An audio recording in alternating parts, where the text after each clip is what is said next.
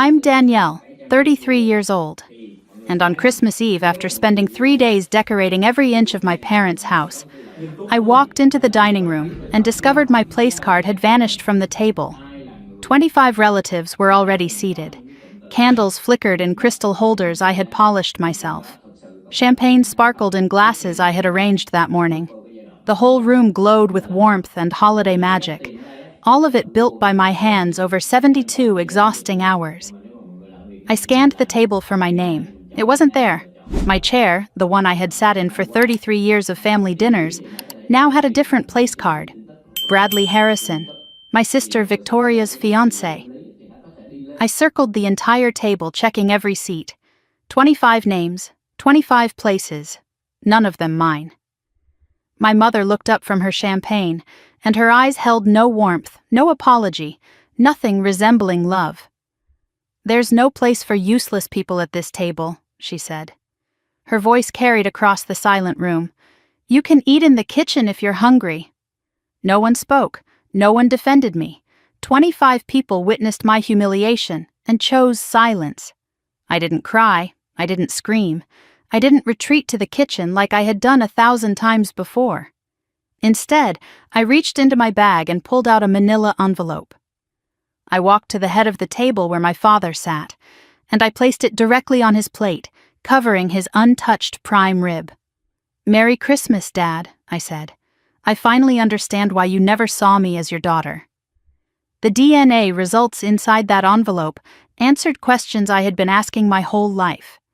But they also raised one bigger question, one that would tear this family apart before dessert was served. To understand why I smiled instead of cried, you need to know what the previous 72 hours looked like. 3 days before Christmas, I pulled into my parents' driveway with a trunk full of decorations. My mother had called the week before with her usual demands. "Victoria is announcing her engagement on Christmas Eve," she said. "The house needs to be perfect. Arrive early. You know what to do." I knew exactly what to do. I had been doing it my entire life. For 3 days, I worked alone. I hung lights on the porch until my fingers went numb from the cold. I trimmed the 12-foot tree in the living room, carefully placing each ornament according to my mother's precise instructions. I arranged garlands on every mantel, wrapped ribbon around every banister, set every table with china I had to wash by hand because my mother didn't trust the dishwasher. I cooked half the Christmas dinner. Prime rib, roasted vegetables, 3 different pies. My grandmother's famous dinner rolls from a recipe I had memorized as a child. The kitchen smelled like rosemary and butter and everything that should mean home. Victoria arrived on day 2, fresh from a spa weekend with her fiancé. She walked through the house inspecting my work like a queen surveying her servants. "The garland is crooked," she announced, pointing at the staircase. "Fix it before the guests arrive." She didn't offer to help. She never did. While I was hanging lights on the 3rd day, I found a box of old ornaments in the attic. Inside, buried beneath decades of Christmas memories, I discovered something that made me pause. A Christmas card in a faded red envelope, elegant handwriting across the front. I opened it carefully. To Lydia, it read, "Merry Christmas, my love. I'll wait for you forever. Daniel, 1990. The year before I was born. I didn't know anyone named Daniel. I had never heard my mother mention him. But something about that card made my stomach tighten. I slipped it into my pocket without knowing why. That night, I found something else. While looking for extra napkins in my mother's study, I noticed a photograph I had never seen before. My mother, young and beautiful, standing with a man who was not my father. They were laughing, his arm around her waist, her head tilted toward him like he was the only person in the world. "Summer 1990, someone had written on the back. Nothing else. No names, no explanation. I photographed it with my phone and put it back exactly where I found it. I should have known then. A woman who erases you from ornaments will eventually erase you from the table. Christmas Eve arrived with the false promise of celebration. I dressed carefully in a burgundy gown I had made myself, though no one in my family knew I could sew anything more complicated than a button. I carried the pecan pie I had baked from my grandmother's recipe, the crust golden and perfect. The house looked magnificent. Every light I had hung cast a warm glow. Every ornament I had placed caught the candlelight. Every flower I had arranged perfumed the air with holiday elegance. My work, my hands, my exhaustion made visible. And none of it mattered. The moment I entered the dining room, I saw the empty space where I should have been. I walked the length of the table slowly, reading each place card. Richard Foster at the head, Lydia Foster beside him, Victoria Foster Wells in the place of honor, Bradley Harrison next to her, aunts, uncles, cousins, distant relatives I barely recognized, everyone accounted for, everyone except me. I watched their faces as I searched. Uncle Thomas cleared his throat and looked away. Cousin Meredith whispered something to her husband. Old Aunt Patricia clutched her pearls and studied her plate. Victoria sipped champagne with a satisfied smile, watching me hunt for a seat that didn't exist. And my father. Richard Foster sat at the head of his table, jaw tight, eyes fixed on nothing. He knew I was there. He chose not to see me. But there was one face that looked different. My Aunt Margaret, my mother's younger sister, sat near the middle of the table. When our eyes met, I saw something I didn't expect. Not cruelty like the others. Not amusement or indifference. Fear. She looked afraid. Her lips moved slightly, and I could have sworn she mouthed the words, "I'm sorry." Before I could react, my mother spoke. "Oh, Danielle." Her voice dripped with false sweetness. "I meant to tell you. We needed Bradley's seat for the engagement announcement. Surely you understand." I looked at her. The woman who had given birth to me. The woman who had spent 33 years making me feel like a mistake she couldn't quite erase. "Mom," I said quietly, "where exactly should I sit?" Lydia waved her hand dismissively. "The kitchen is fine. You've always preferred it there anyway."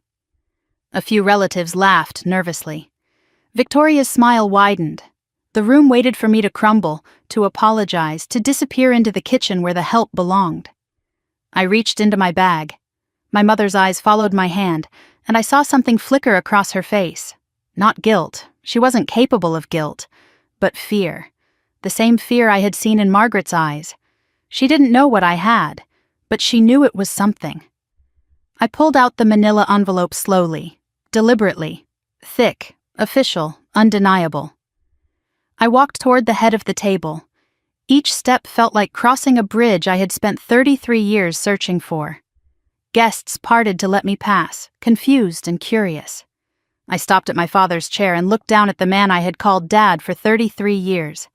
He looked up at me with the same expression I had seen 1,000 times. Irritation, dismissal, absence. I placed the envelope on his plate. "Merry Christmas, Dad." My voice carried through the silent room. "I finally understand why you never saw me as your daughter." Richard's face went pale. "What is this?" "Open it," I said. "Everyone should hear what's inside."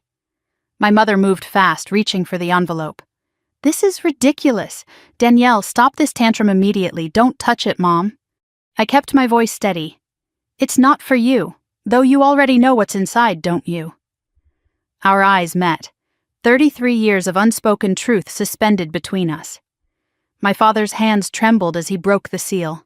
He pulled out the documents, his eyes scanning the pages. I watched his face as understanding dawned. First confusion, then recognition, then something that looked almost like relief. "Where did you get this?" His voice was barely a whisper. "Grandma Eleanor," I said. "She left me the truth you've been hiding my entire life. Since you seem to be having trouble reading, let me help."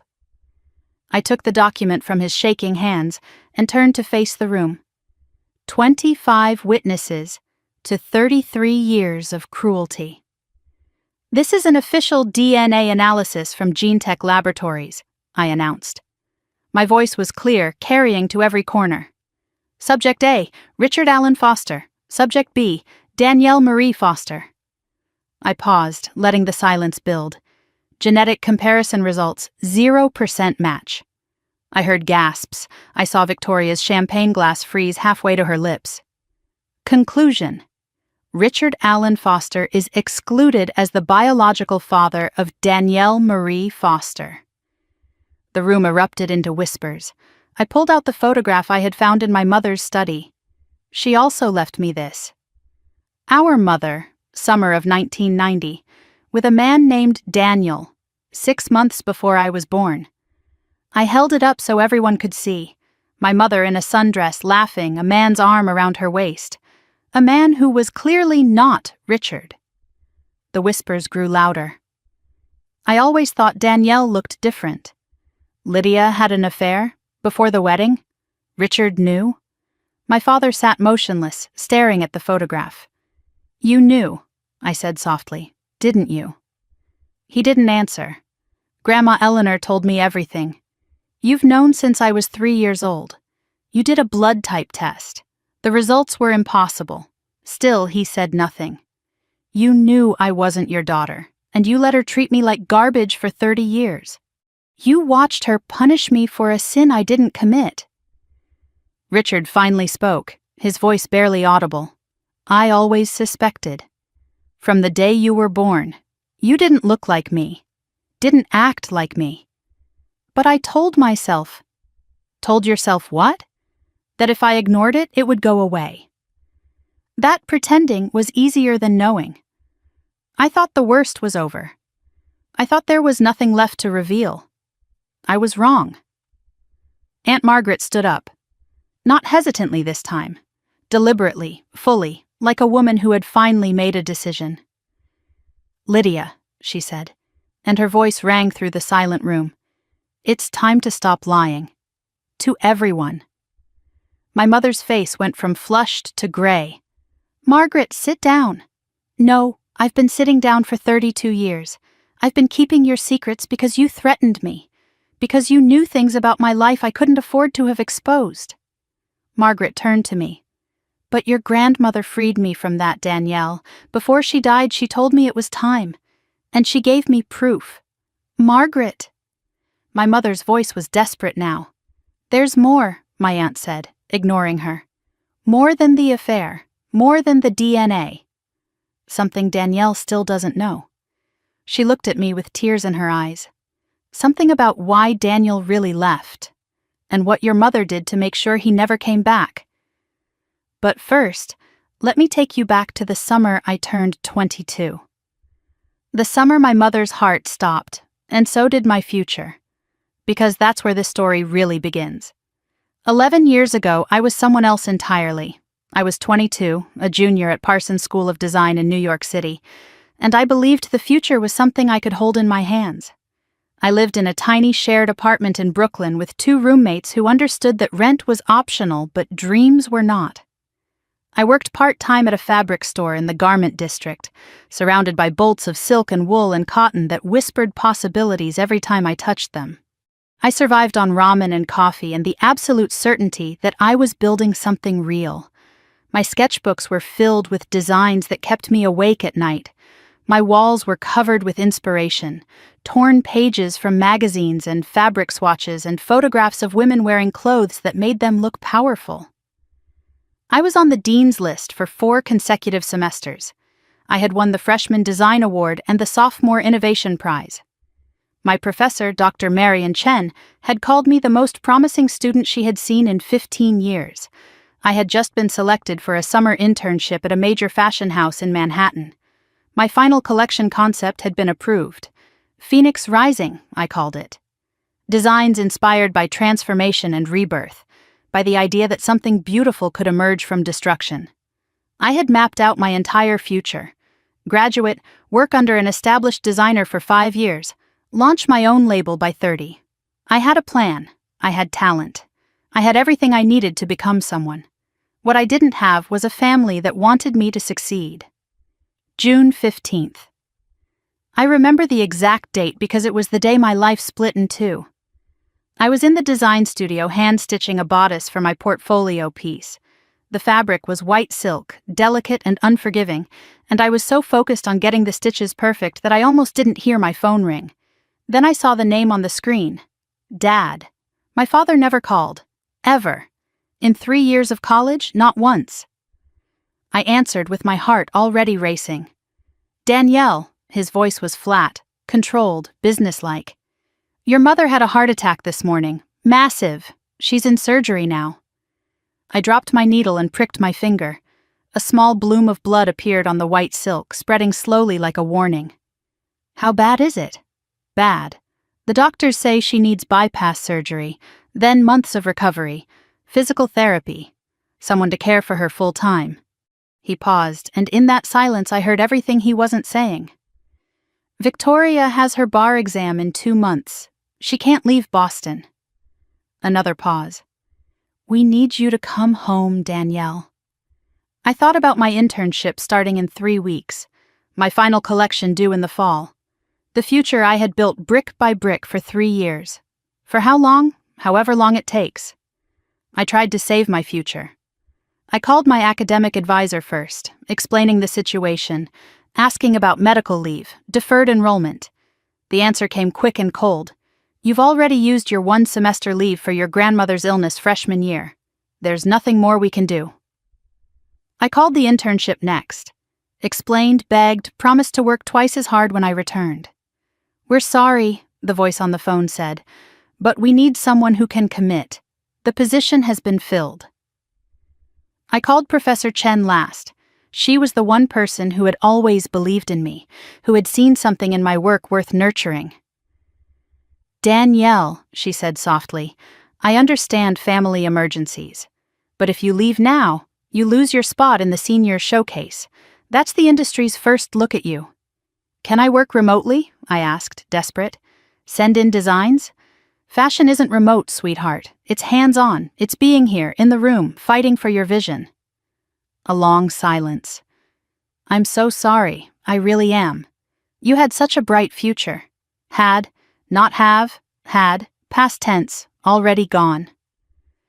I packed up my dream that night, took down the inspiration board I had spent 2 years building, folded my half-finished designs into a suitcase I knew I would never open. My roommate Jessie watched with tears in her eyes. You'll come back, right? You'll finish? I couldn't answer. The bus ride to Westbrook took 4 hours. I watched the city disappear behind me and thought about every sacrifice I had already made to get to Parsons. Working 3 jobs in high school to save money, applying for scholarships my parents never helped with, building a future alone, brick by brick. And now, 1 phone call, and it was gone. I went straight to the hospital from the bus station, suitcase in one hand, cold coffee in the other. I hadn't slept in 36 hours. The waiting room smelled like antiseptic and fear. My father sat in a plastic chair reading the Wall Street Journal like it was any other Tuesday. Victoria was there too, typing on her laptop, probably billing hours even in a hospital. And in the corner, hands folded in her lap, watching everyone with those sharp eyes that missed nothing, sat my grandmother Eleanor. When I walked in, only she stood up. She wrapped me in a hug that smelled like lavender and safety. I know what you're giving up, sweetheart, she whispered. I know exactly what this costs. She held my face in both hands and looked into my eyes. This isn't fair. None of this is fair. But I see you. I've always seen you. My father looked up from his paper. Good, you're here. He looked back down. No thank you. No acknowledgement of what I had sacrificed. Just good, you're here. Like I was a package that had finally arrived. Victoria closed her laptop with a dramatic sigh. Finally. I've been here for 3 days already. I have depositions to prepare. She looked at my suitcase. Is that all you brought? You're going to need more than that. How long am I staying? Victoria laughed. However long it takes, apparently. I have to get back to Boston by Friday. I went to see my mother alone. She lay in the ICU bed, pale and fragile, hooked up to machines that beeped and hummed. For a moment I felt something. Pity, fear, maybe even love. She looked so small, so vulnerable, so different from the woman who had spent 22 years making me feel invisible. Then she opened her eyes.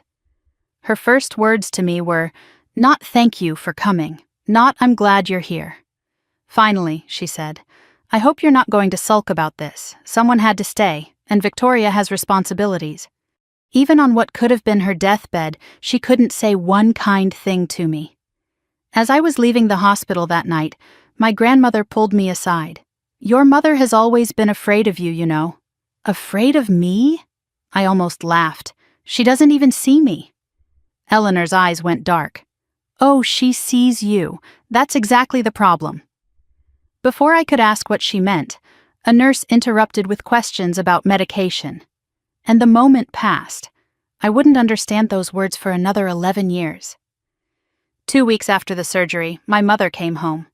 My father called a family meeting in the living room, and he arrived with a literal checklist. Medication schedule, he announced. 5 different pills, 4 times a day. Physical therapy appointments 3 times a week. Danielle will drive. Dietary restrictions, Danielle will cook all meals. Household maintenance, Danielle will handle everything Lydia usually does. He looked up from his list. Victoria will visit when she can. Her schedule is demanding. I found my voice. And when Mom is recovered? When she doesn't need full-time care anymore? My father blinked like the question surprised him. We'll discuss that when the time comes. I'd like to go back to school eventually. Victoria laughed. Danielle, you're 24. By the time Mom recovers, you'll be too old to start over. Just accept it. My father didn't even look up from his checklist. Fashion design isn't a real career anyway. Consider this an opportunity to find something more practical. I looked at my grandmother. Her face was rigid with suppressed fury. Victoria stood to leave, already packing her bag for Boston. Honestly, Danielle, you're not losing much. Fashion is just crafts. Sewing, anyone can do that. She checked her reflection in the mirror. I'll send you updates on the bar exam. Someone in this family should accomplish something real. She hugged my mother goodbye, long and warm and loving. When she passed me, she didn't even slow down. The first month disappeared into a routine that consumed everything. 6 in the morning, wake, prepare my mother's medications. 7, cook breakfast, low sodium, heart healthy, recipes I had to learn from scratch. 8 to noon, household chores, cleaning, laundry, errands. Noon, lunch preparation. 1 in the afternoon, drive 45 minutes to physical therapy. Wait, drive 45 minutes back.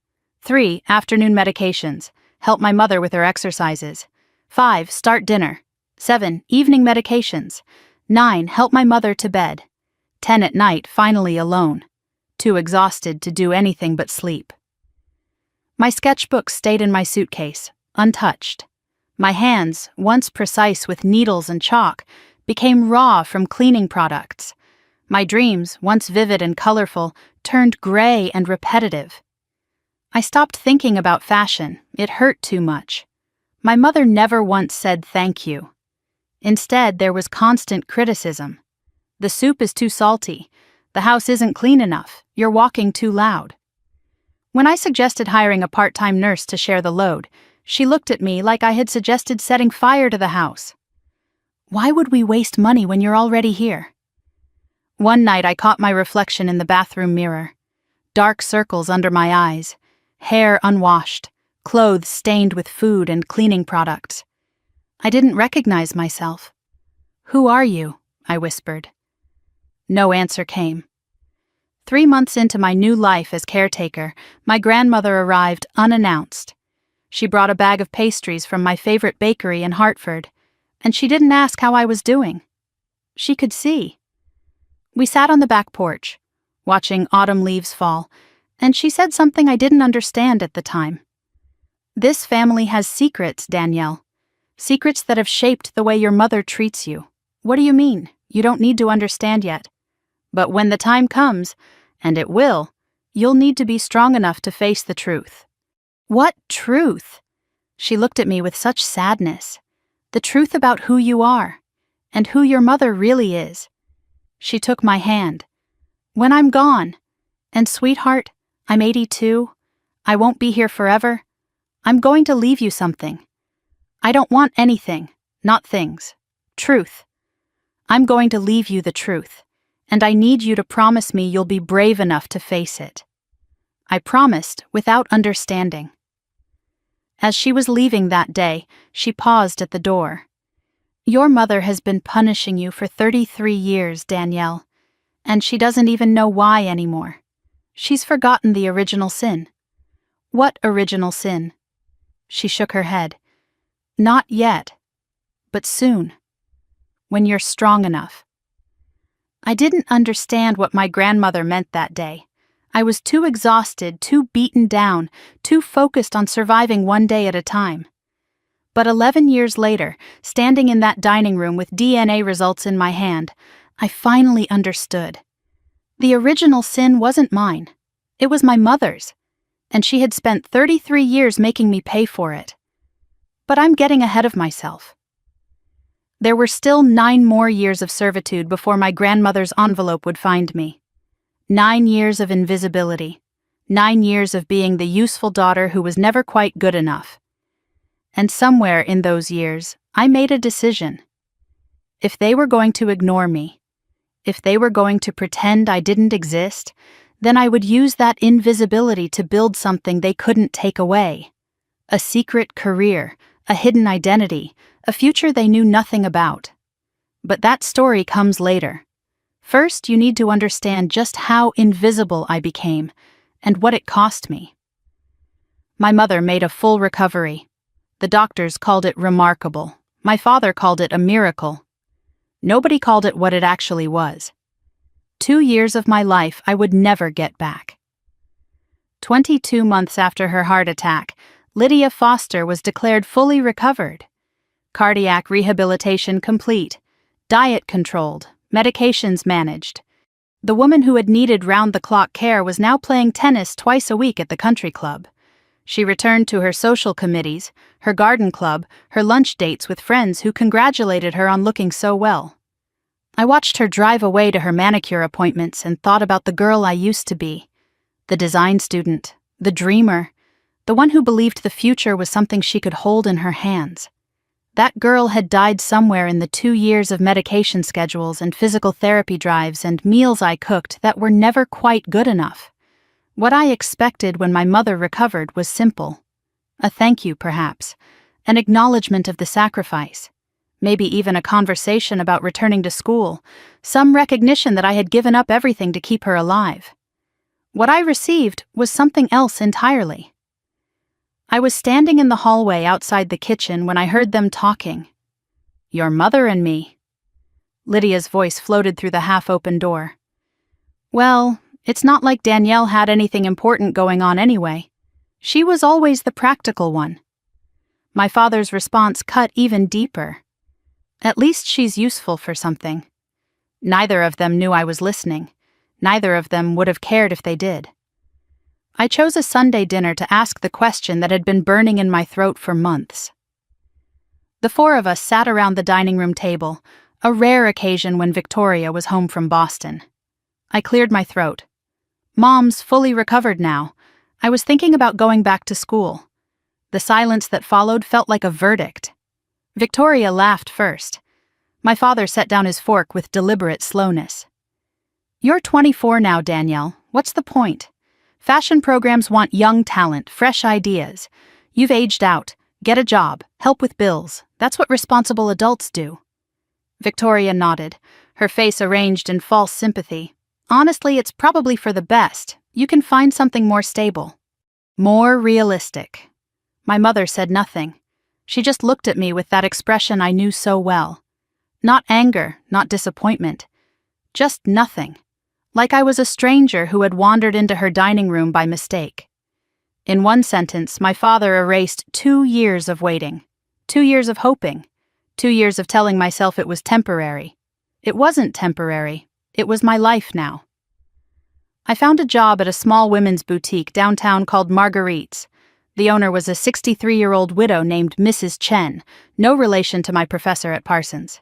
She had kind eyes and a gentle voice, and she hired me even though I was overqualified for retail and underqualified for anything else without my degree.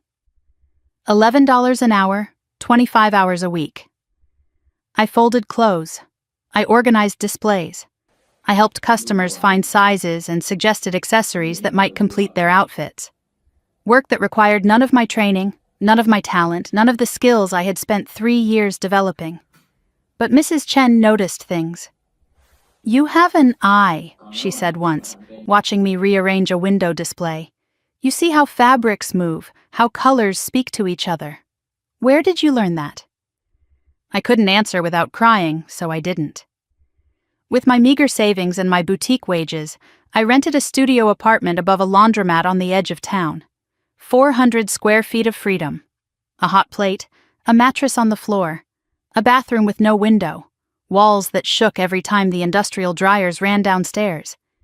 But it was mine. The first space that was truly mine. I hung nothing on the walls. It felt too permanent, too much like giving up. My family's reaction to my new life was predictable. Victoria called it quaint that I was working as a shop girl. My father said it was honest work, better than chasing fantasies. My mother told me not to tell people I worked in retail because it was embarrassing. None of them ever visited the boutique. None of them ever saw where I lived. I was asked to create a photo slideshow for my mother's 60th birthday party. "Find nice pictures," she instructed. "Pictures that show what a wonderful family we are." I spent an entire Saturday in the attic, going through boxes of family photographs that spanned decades. What I found confirmed everything I had always felt but never been able to prove. Victoria had 3 complete albums dedicated to her achievements alone. Dance recitals from ages 4 to 16, 47 photos, soccer championships, 23 photos, academic awards and honor roll certificates, 31 photos, graduation ceremonies from high school, college, and law school, 56 photos. Every single birthday party documented with dozens of images. Victoria blowing out candles. Victoria opening presents. Victoria surrounded by friends and family who loved her. My documentation was different. I counted 11 photos of myself in 33 years of family history. A generic hospital baby picture. A kindergarten class photo with my face circled in pen, as if my parents needed help identifying which child was theirs. 3 Christmas mornings, where I appeared in the background, partially obscured by the tree or by someone's shoulder. 1 birthday party, age 8. In that photo, I wasn't even looking at the camera. I was looking at my grandmother, the only person in the room who was smiling at me. And 5 photos where I was partially cut off by the frame, as if whoever was taking the picture hadn't bothered to include me fully. 1 photo broke me completely. Christmas, 1999. I was 10 years old. Victoria stood front and center in a red velvet dress, beaming, holding a brand new bicycle. I was visible in the corner, holding a pair of socks. On the back of the photo, in my mother's handwriting, the caption read, "Victoria's best Christmas ever." No mention of me at all. But at the bottom of one dusty box, I found something else. A photograph I had never seen before. My mother, young and beautiful, standing with a man who was not my father. Dark hair, warm smile, familiar eyes. On the back, only 2 words. Summer 1990. I stared at that photo for a long time before slipping it into my pocket. I made the slideshow my mother requested. 60 photos of Victoria's accomplishments. 3 photos that included me. My mother cried happy tears at her party. "What a beautiful family," she said. I stood in the back, invisible as always, and said nothing. 6 months after I moved into my apartment, a letter arrived with no return address. Inside was a check for $2,000 and a handwritten note. For fabric, for classes, for dreams they can't kill. Tell no one. Love, Grandma. I cried for an hour, then I dried my tears and searched for online fashion courses. I found a continuing education program through the Fashion Institute of Technology. Evening classes, twice a week, affordable. I enrolled the same day. Every Tuesday and Thursday night from 7 to 10, I told my family I was working late at the boutique. In reality, I was learning pattern making, textile design, fashion business fundamentals. My professors were impressed. "You have raw talent," one of them told me. "Why aren't you in a degree program?" I couldn't explain without falling apart, so I just worked harder. My grandmother visited once a month, always in secret. She never announced herself to the rest of the family. She brought fabric samples, fashion magazines, home-cooked meals. We sat together on my mattress on the floor and talked about design. I learned that Eleanor had been a seamstress in her youth, something I had never known. I gave it up when I married your grandfather, she told me. He thought it wasn't proper for a wife. I've regretted it for 60 years. Why are you helping me? Because someone should have helped me. And because you're the only one in this family worth saving. Before leaving one evening, she paused at the door. Her face was serious. Your mother found out I came here today. She called me, furious.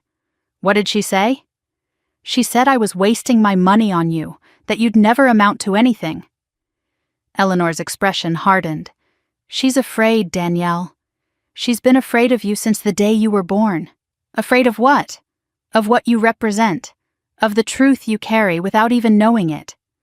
I asked her to explain, but she shook her head. Not yet. You're not strong enough. But soon, I promise. When I'm gone, you'll understand everything.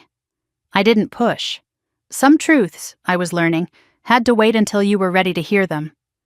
Sunday dinners at my parents' house remained mandatory. One evening, I arrived early to help set the table.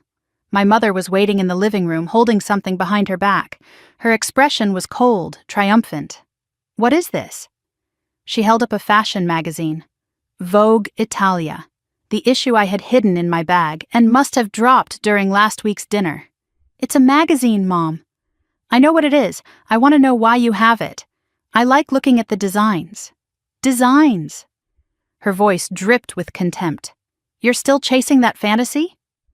She tore the magazine in half, then tore it again, dropped the pieces at my feet. You need to grow up, Danielle. You're 25 years old. You work in a shop. You have no education, no prospects, no future. Stop pretending you're something you're not.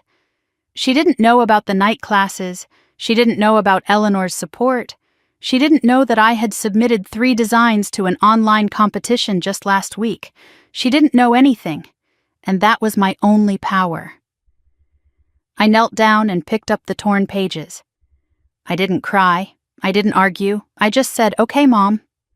Inside, something hardened into diamond. If you want me to be invisible, I thought, I'll be invisible. But I'll use that invisibility to build something you can't tear apart. That night, I received an email. Subject line, Competition Results, Emerging Designer Showcase. I was afraid to open it. What if my mother was right? What if I was nothing? I sat in my tiny apartment, laptop balanced on my knees, finger hovering over the trackpad. Finally, I clicked. Dear designer, we are pleased to inform you that your submission Phoenix Wing Coat has been selected as a finalist in the 2017 Emerging Designer Showcase. Finalist. Out of 3,000 entries. Prize $500 and a feature on 3 fashion blogs. I read it 7 times to make sure it was real.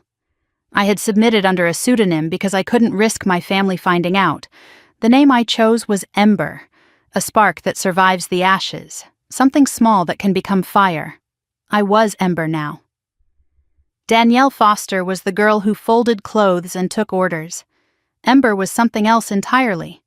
I used the prize money to buy better fabric. I entered more competitions under the Ember name. I started an anonymous Instagram account, posting sketches, process photos, finished pieces. Within 3 months, I had 1,200 followers. Within 6 months, 5,000.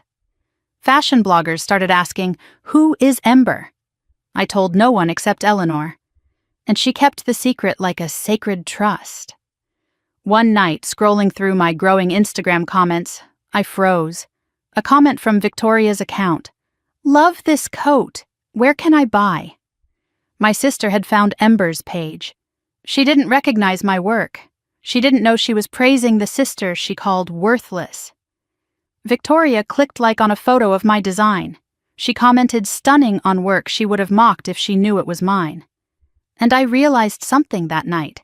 My invisibility was no longer a prison. It was a weapon. 7 years. That's how long I lived my double life.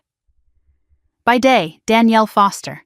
Boutique worker, family afterthought, the daughter nobody saw. By night, Ember. Designer, dreamer, phoenix rising from ashes no one knew existed. My following grew into the tens of thousands. My designs caught the attention of fashion editors. I was commissioned by celebrities who never knew my real name. I built a business in secret, brick by brick, while my family dismissed me over Sunday dinners. And through it all, Grandma Eleanor cheered me on from the shadows. Until 3 years ago, when she stopped answering her phone. Until the morning I woke up to 17 missed calls from my father. Until I drove to Westbrook for a funeral that would change everything. Because Grandma Eleanor kept her promise. She left me the envelope. And inside was a truth so devastating it took me 6 months to find the courage to face it. But that story begins at her funeral. And the moment I realized my family's cruelty had a reason I never could have imagined. 3 years ago, my grandmother made me dinner for the last time. I didn't know it was the last time. You never do. Eleanor's cottage on Maple Lane was small and warm, filled with decades of memories pressed into every corner. The smell of roast chicken and rosemary filled the air when I arrived, mixed with the scent of fresh bread cooling on the counter. I came straight from work, still wearing my boutique name tag, and she greeted me at the door like she always did, with open arms and no judgment. She had set the table with her good china, the delicate set with the blue flowers that she only used for special occasions.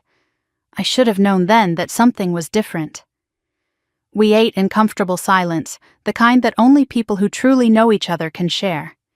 She moved slower now, 87 and feeling every year of it, but her eyes were still sharp, still knowing, still seeing things that others missed. You're staring, Grandma. I'm allowed. I'm old. Old people stare. But her voice cracked on the last word, and I saw something in her expression I couldn't name. She kept looking at me like she was trying to memorize my face. After dinner, she led me to the small sewing room at the back of the cottage. Fabrics lined every wall, bolts of silk and cotton and wool stacked like a library of dreams. Patterns were pinned to a corkboard, yellowed with age. A vintage Singer sewing machine sat in the corner, the same one she had used for 60 years. "This room is yours now," she said. "When I'm gone, all of it. The fabrics, the patterns, the machine. Your mother doesn't know. I've already arranged it with my lawyer. Grandma, don't talk like that. Hush. We both know I'm running out of time. Let me say what I need to say." She opened a drawer and pulled out a small wooden box. Inside, resting on faded velvet, was a silver thimble worn smooth with decades of use. "This was my mother's," she said, "and her mother's before that. 4 generations of women who sewed their dreams into fabric. You're the 5th. Don't let this family break that chain." I held the thimble in my palm. It was warm, like it still carried the heat of all those hands that had worn it before me. I didn't know what to say, so I said nothing. Sometimes silence is the only response that fits. We sat together in the sewing room, surrounded by fabric and memory. Eleanor took my hands in hers, and I felt them trembling. "I've been keeping a secret for 30 years, sweetheart. A secret that isn't mine to keep, but one I was forced to carry." "What kind of secret?" "Your mother made me promise never to tell you. She threatened to cut me off from you entirely if I ever spoke." "Tell me what, Grandma?" "What could be so terrible?" "The reason she's always treated you differently. The reason your father looks at you like you're a stranger. The reason Victoria was always the favorite." My heart pounded against my ribs. "What reason?" Eleanor's eyes filled with tears. "I can't tell you while I'm alive. Your mother would find out and she'd make your life even worse. But when I'm gone," she explained that she had made arrangements with her personal lawyer, not the family attorney. A separate document, a sealed envelope, a safety deposit box that no one else knew existed. Everything would be delivered to me 6 months after her death. Why 6 months? Because you'll need time to grieve me before you face what's inside. And because your mother needs time to let her guard down. If you confront her too soon, she'll have her lies ready. "This isn't fair," I said. "You're asking me to wait for something I don't even understand. I know it isn't fair. Nothing about your life has been fair. But I need you to trust me. I've always trusted you. You're the only one I trust." She cupped my face in her hands, the same way she had done when I was a child. "Then trust me one more time. The truth will come. And when it does, you'll finally understand why you were never the problem. You were never useless. You were never a disappointment. You were a reminder, and your mother couldn't forgive you for that." Before I left that night, she pressed something into my palm. A small key, old brass, no label. "Keep this safe. You'll know what it opens when the time comes." I drove home with the key in my pocket, questions swirling in my mind. I didn't know those would be the last words she ever spoke to me. 3 weeks later, my phone rang at 6:47 in the morning. I know the exact time because I stared at the screen for what felt like an eternity before answering. 17 missed calls from my father. My stomach dropped before I even heard his voice. "Danielle," he said, "your grandmother passed away in her sleep last night." The words didn't make sense at first. I heard them, but they refused to arrange themselves into meaning. "What?" "Eleanor." "She's gone. The funeral is Saturday. Be there by 10.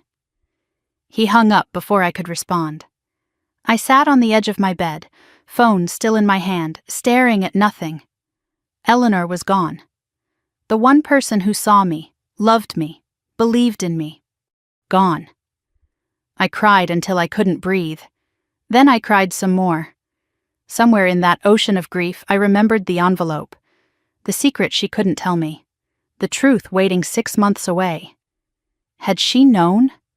Had she sensed that her time was running out? Of course she knew. Eleanor always knew. I arrived at Westbrook Funeral Home an hour early, the way Eleanor had always taught me. Early is on time is late. I wore a simple black dress I had made myself, Ember's work, though no one would ever know. I carried a small bouquet of lavender, her favorite flower. The funeral home smelled like lilies and floor polish, the same scent that would haunt me for months afterward. My mother was already there, directing the funeral staff like a general commanding troops. When she saw me, she barely paused. "The seating chart is done. You're in the 3rd row." 3rd row? But I'm her granddaughter. The front row is for immediate family and those who were close to your grandmother. Victoria is coming with Bradley. They need the space. I felt the words land like a slap. I was close to her. I was the closest. "Don't make a scene, Danielle. Not today." The service was beautiful in the way that funerals for beloved people always are. Beautiful and terrible and wrong. Victoria delivered the eulogy, 14 minutes of performative grief. She spoke of Eleanor's love for family, her dedication to tradition, her warm heart and generous spirit. She never mentioned the sewing room. She never mentioned the secret visits.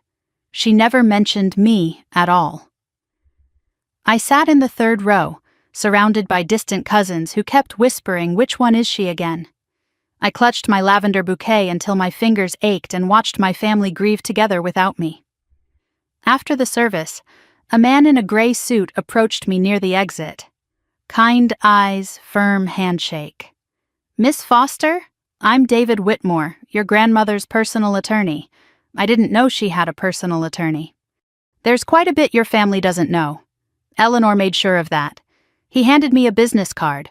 Call me in 6 months. She left specific instructions for you, and only you." The formal will reading took place 2 weeks later at the office of Morrison and Associates, the family attorney. We gathered in a conference room that smelled like old paper and expensive cologne. Richard, Lydia, Victoria with Bradley at her side, Aunt Margaret silent in the corner, and me. The lawyer read in a monotone, detached and professional. To Lydia Foster, Eleanor's house valued at $400,000, plus all furniture and household items. My mother accepted this with a satisfied nod, as if she had expected nothing less. To Victoria Foster Wells, Eleanor's jewelry collection, including the diamond earrings and pearl necklace, plus a trust fund of $150,000. Victoria squeezed Bradley's hand. Grandmother always had such good taste. To Richard Foster, Eleanor's investment portfolio, approximately $200,000. My father showed no emotion. Money was simply his due. Then the lawyer paused, shuffled his papers. To Danielle Foster, a collection of vintage fabric, a sewing machine, and a handwritten recipe book. The silence that followed was deafening.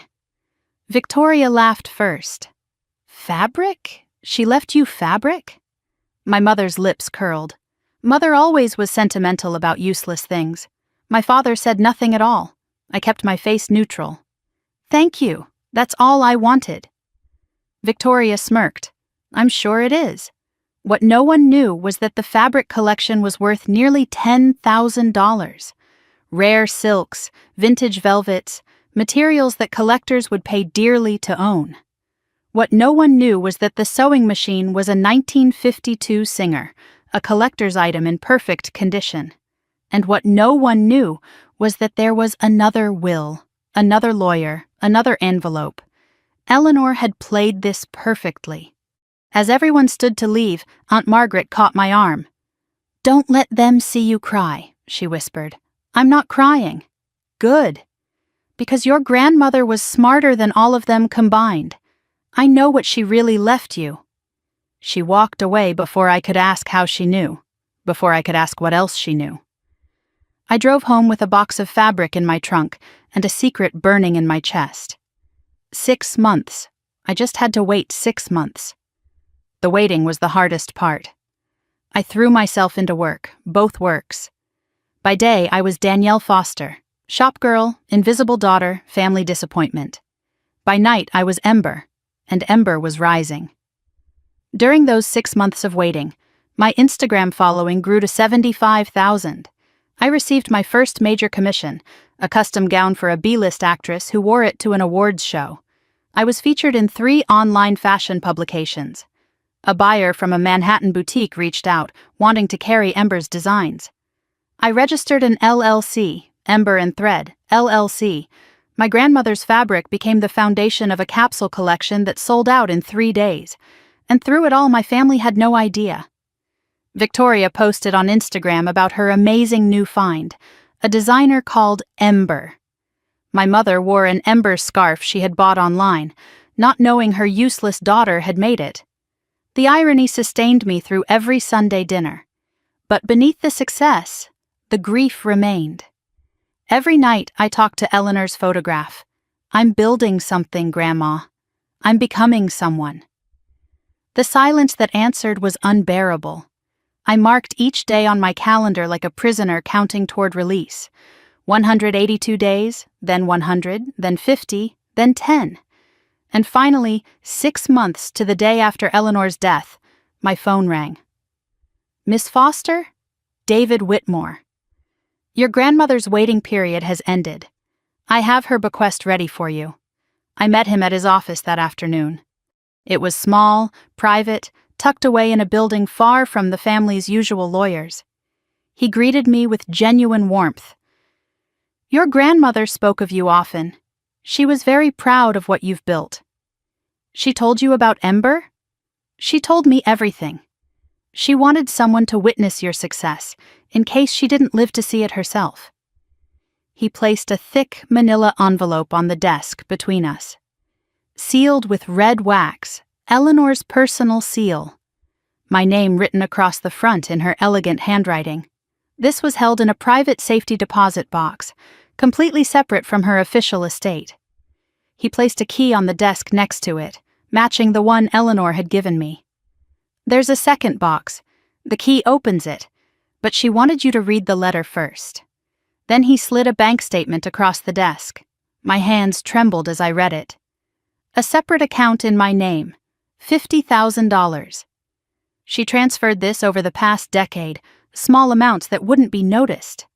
A note was clipped to the statement, Eleanor's handwriting. For your dream, for your future, for the life they tried to steal from you. David Whitmore leaned forward. Miss Foster, I've been a lawyer for 35 years. I've seen many family secrets, but your grandmother was protecting you from something significant. Do you know what's in the envelope? I don't.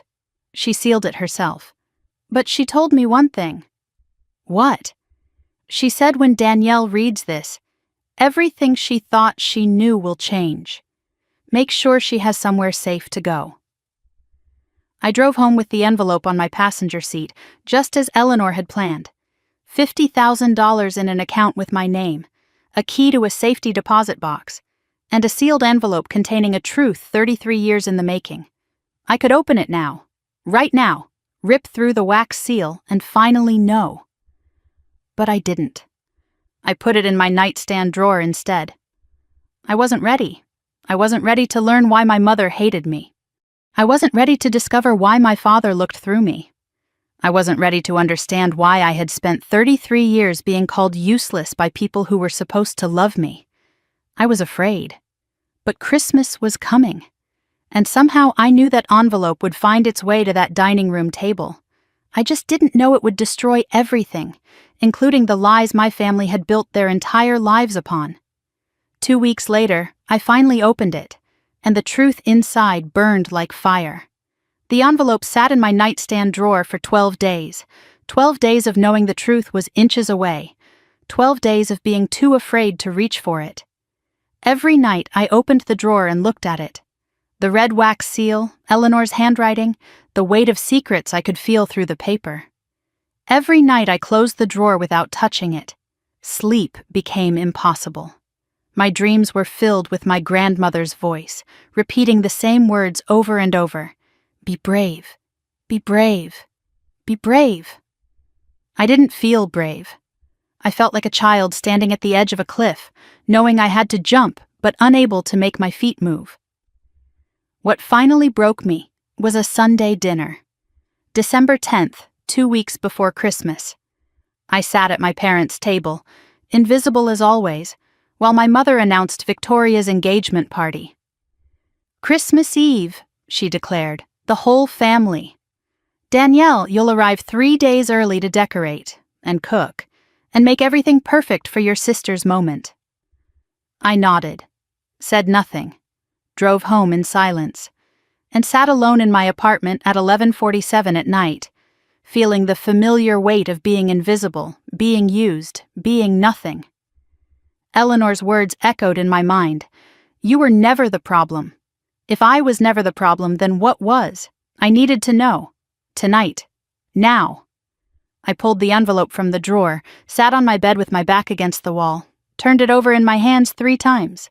The red wax seal cracked under my thumb. Okay, Grandma, I whispered. I'm ready. Tell me the truth. The paper inside was thick, expensive, the kind Eleanor used for important correspondence. 8 pages, handwritten in her elegant script. And clipped to the front, 2 documents that would change everything I thought I knew about myself. I looked at the first document. Official letterhead from Gene Tech Laboratories. A DNA analysis report dated March 2019, 4 years ago. Eleanor had ordered this test without telling anyone. How she had obtained my father's DNA, I would never know. My hands trembled as I scanned the page. Medical terminology, percentages, charts, numbers that meant nothing to me. Then I reached the conclusion, boxed and bold at the bottom of the page. Richard Allen Foster and Danielle Marie Foster. 0% genetic match. Conclusion, excluded as biological father. 0%. Not a question of doubt. Not a maybe. Not a margin of error. 0. The room tilted sideways. I read it again, and again, and again. The words didn't change.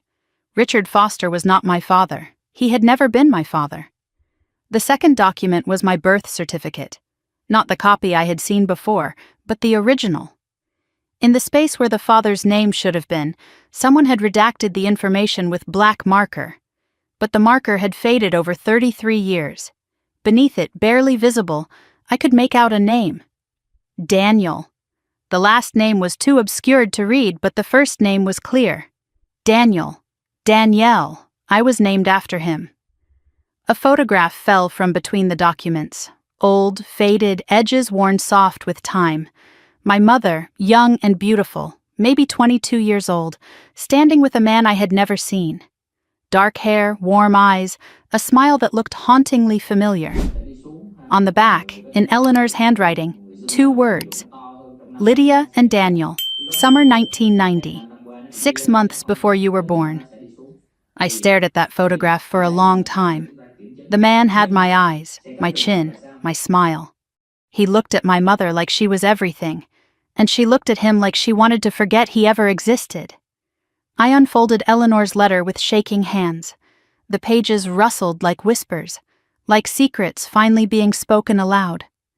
"My dearest Danielle," she wrote, "if you're reading this, I'm gone. I'm sorry I couldn't tell you in person. I'm sorry I made you wait. But some truths are too dangerous to speak, while the people who fear them are still watching. I'm going to tell you everything now. Everything your mother has hidden. Everything your father, Richard, has chosen to ignore. Everything I've carried alone for 33 years. It begins in the summer of 1990, before you were born, before your mother married Richard, before any of us knew what secrets we would have to keep. Your mother was 23 that summer. She worked as a receptionist at Hartford Textile Company, answering phones and filing paperwork while waiting for her real life to begin. She was already engaged to Richard Foster. A suitable match, both families agreed. Richard was stable, wealthy, boring. Your mother was restless, young, hungry for something more than a safe marriage and a comfortable house. Then Daniel arrived, new hire, junior accountant, completely unsuitable by every measure that mattered to our families. He was passionate about art, about life, about everything that made Richard seem dull by comparison. And he was passionate about your mother. They began an affair 3 months before the wedding. I knew something was wrong. I saw how your mother glowed when she came home late, how she checked her phone constantly, how she became someone else entirely when she thought no one was watching. I asked her once if she was happy. She laughed and said she had never been happier. I should have known then that happiness built on secrets never lasts. The letter continued, and each word cut deeper than the last. Your mother discovered she was pregnant 6 weeks after marrying Richard, Eleanor wrote. She knew immediately. The timing was wrong. The baby was Daniel's. She never told Daniel. She never told Richard. She let everyone assume the child was her husband's, and she buried the truth so deep she almost convinced herself it had never happened. But Richard suspected from the beginning. You didn't look like him. You didn't act like him. When you were 3 years old, he secretly ordered a blood type test. The results were impossible if he was your biological father. He confronted your mother. She denied everything, cried, raged, swore on her mother's grave that you were his. And Richard chose to believe her. Not because he was convinced, but because the alternative was too humiliating to accept. From that day forward, he looked at you differently. The warmth that should exist between a father and daughter simply wasn't there. It couldn't be there. Every time he saw your face, he saw the possibility of betrayal. Richard made a choice, Danielle. He chose his reputation over the truth. He chose comfort over justice, and he chose to let your mother punish you rather than face his own humiliation. They made a silent agreement. Pretend you were his but never truly love you, never truly accept you. Make you the scapegoat for sins you didn't commit. The words blurred as tears filled my eyes. 33 years. 33 years of being treated like an outsider, and now I knew why. I wasn't crazy. I wasn't imagining things. They had been punishing me my entire life for something I didn't do. Something I couldn't have done. I was a baby. I was innocent. And they made me pay for their lies anyway. I wiped my eyes and kept reading. Eleanor explained why she had stayed silent for so long. I suspected the truth from the day you were born, she wrote. You had Daniel's eyes, his smile. Anyone who looked closely could see it. I confronted your mother when you were 2 years old. I told her she needed to tell Richard the truth, or I would. Her response was immediate and brutal. If you ever tell anyone, Richard, Danielle, anyone, I will make sure you never see your granddaughter again. I will tell everyone you've gone senile. I will have you committed if I have to. You will never see her again. I was faced with an impossible choice: lose you immediately by telling the truth, or stay silent and remain in your life. I chose silence. I chose having some of you over having none of you. I'm not sure it was the right choice, but it was the only one I could make. She wrote about Daniel next. What happened to him, where he went, why he never came looking for me. I investigated quietly over the years, she explained. Daniel was transferred to the company's Chicago office shortly after the wedding. He heard rumors a year later that your mother had a baby. He did the math. He called me, asking questions, asking if it was possible. I didn't know what to tell him. Your mother had already threatened me. I was afraid. Before I could decide what to do, your mother intercepted his next letter. He had written to me, asking for a meeting, asking for the truth. She wrote back, pretending to be me, forged my handwriting, told him a paternity test had been done, that you weren't his, that he needed to stop contacting our family or Richard would press charges for harassment. He believed it. He believed the letter was from me. He stopped calling, he stopped writing, he disappeared. Your mother erased him from her life so completely it was as if he had never existed. I traced him eventually. Daniel Mercer is his full name. He moved to Portland, Maine 15 years ago. Never married, no other children. He's 62 now, retired from accounting. I don't know if he knows about you, Danielle. I don't know if he wants to. But you deserve the choice to find out.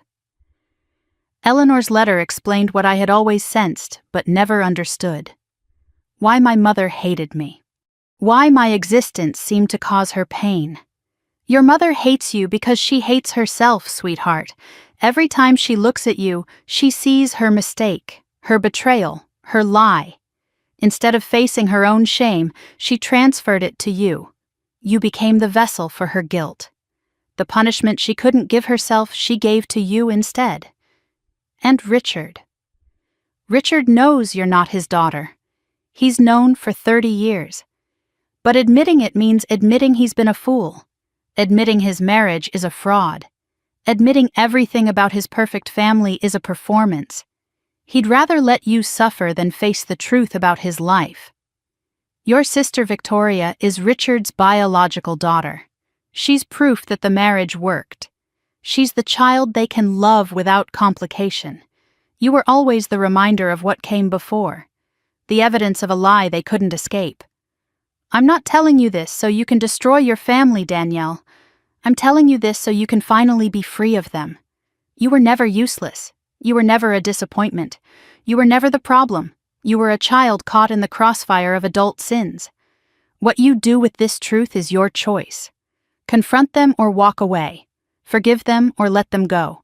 Find your father or leave the past buried. I trust you to make the right decision for yourself. But whatever you choose, remember this.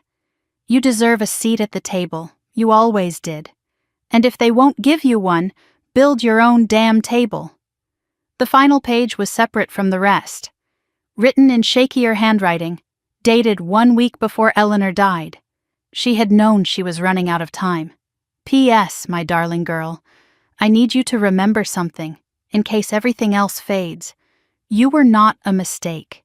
You were not a punishment. You were not something to be ashamed of. You were a miracle I got to love for 30 years. The bravest, kindest, most talented person I've ever known. Not in spite of what you endured, but because of how you survived it. Your mother's choices are not your story. Her shame is not your inheritance. You are allowed to be happy. You are allowed to be loved. You are allowed to take up space in a room without apologizing for breathing. Whoever your father is, wherever he is, he doesn't define you either. You are already whole. You always were. I'm sorry I couldn't protect you better. I'm sorry I stayed silent when I should have spoken. I'm sorry for every moment you spent believing their lies about who you are. But I'm not sorry I loved you. That was the easiest choice I ever made. Fly, my little phoenix. Build your empire. Wear your success like armor. And when they finally see what you've become, don't let them take credit for surviving what they did to you. Live, sweetheart. That's the only revenge that matters. All my love, forever and after, Grandma Eleanor. At the very bottom, almost hidden, she had added one more line. P.P.S. Ask your Aunt Margaret about Christmas 1991. She saw more than she's ever admitted. You're not the only one your mother threatened into silence. I sat motionless for an hour after finishing the letter. The pages spread across my bed like evidence at a crime scene. DNA results, birth certificate, photographs, newspaper clipping of Daniel Mercer's retirement. 33 years of questions finally answered. I wasn't broken. I was betrayed. I wasn't unlovable. I was unloved on purpose. I wasn't a failure. I was set up to fail. Every cruel word, every dismissal, every time they called me useless, it was never about me. It was always about them, their lies, their cowardice, their shame. The anger that rose in me was hot and clean and clarifying. Not the sad anger of someone who doesn't understand. This was the righteous anger of someone who finally does. They stole my childhood, my education, my self-worth, and they did it knowingly, deliberately, for 33 years. I could walk away, never see them again, let them rot in their lies. Or I could make them face what they had done. Christmas was 2 weeks away. Victoria's engagement party. The whole family gathered. 25 witnesses to 33 years of cruelty. 25 people who needed to know the truth. I picked up my phone and scrolled to a number I had saved months ago. The investigator I had hired when I first started wondering about my family's secrets. I typed a message. I need Daniel Mercer's current address and phone number. I need to know if he knows about me. I pressed send. Then I started planning. 3 days later, my phone rang. Miss Foster? This is Janet Chen, the investigator you hired. Did you find him? I did. Daniel Mercer, 62, lives in Portland, Maine, retired accountant. Never married, no children. She paused.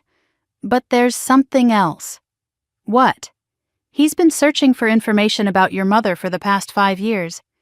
He hired someone too. A few months ago he found out about you. My heart stopped. He knows I exist? He knows your mother had a daughter 9 months after he left Connecticut. He's been trying to figure out how to reach you without disrupting your life. I couldn't breathe. The room spun around me. Miss Foster? Are you still there? Yes, I whispered. I'm here. He asked me to give you a message if I ever found you. He said, tell her I never knew. Tell her I would have stayed. Tell her I'm sorry it took so long. Christmas was in 17 days. And suddenly, I had so much more to fight for than just the truth. I spent the next 2 weeks becoming someone new. Not Danielle the invisible, not Danielle the useless. Someone my family had never met before. Someone who knew exactly what she was walking into and exactly what she was going to do. The morning after I finished reading Eleanor's letter, I woke after 3 hours of restless sleep and walked to my bathroom mirror. I expected to see someone shattered. Someone broken by the weight of 33 years of lies finally exposed. Instead, I saw clarity. The bags under my eyes were the same. The face was the same. But something behind the eyes had changed. I know who I am now, I whispered to my reflection. I know who you are, and I know exactly what I'm going to do. Christmas was 2 weeks away. Victoria's engagement party. 25 guests. The entire extended family gathered in one room. The perfect stage for the perfect revelation. This wasn't revenge, I told myself. This was justice. 33 years of lies deserved 33 seconds of truth. I gathered my weapons carefully. The DNA results, copied 3 times, originals secured in my safety deposit box. The birth certificate, photographed and backed up to the cloud. Eleanor's letter, memorized word for word, the original locked away where no one could destroy it. The photograph of my mother and Daniel tucked into my wallet like a talisman. And in my phone, a message I still hadn't answered. Daniel Mercer's number, provided by the investigator. I had stared at it for hours. Started typing a response 17 times. Deleted each one. Not yet. First, I needed to face the family that raised me. Then I could meet the father who never knew I existed. December 12th, 8:47 in the morning. An email arrived that changed everything. Subject line, urgent, Vogue feature inquiry, Ember and Thread. My coffee cup froze halfway to my lips. I opened it with trembling fingers. Dear Ember, the message began. Vogue's digital team has been following your remarkable rise with great interest. We believe you represent the future of American fashion design, and we would like to feature you in our March issue. We're requesting an exclusive interview, a professional photo shoot, and most importantly, the reveal of your identity. The mysterious designer everyone has been asking about, finally unmasked. Please confirm your interest by January 15th. The room spun around me. Vogue, the most prestigious fashion magazine in the world. They wanted to feature me. They wanted to know who I was. If I said yes, my identity would be public within 2 months. My family would discover that the useless daughter they had dismissed for 33 years was actually a successful designer with nearly 100,000 followers. Everything I had built in secret would be exposed, but maybe that was exactly what needed to happen. I typed my response carefully. Thank you for your interest. I'm prepared to reveal my identity, but I need until after the new year to finalize some personal matters. I'll confirm by January 10th. I pressed send. Then I laughed. Actually laughed out loud in my empty apartment. My mother wanted me to decorate for Christmas. She wanted me to cook and clean and make everything perfect for Victoria's moment.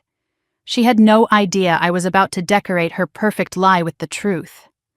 I worked my last shift at the boutique before my Christmas vacation. Mrs. Chen watched me fold scarves with unusual precision, her kind eyes missing nothing. Something's different about you, dear. I finally figured out who I am. And who is that? Someone who doesn't fold scarves, not anymore. She smiled, and I saw something like pride in her expression. I always knew you were meant for bigger things, Danielle.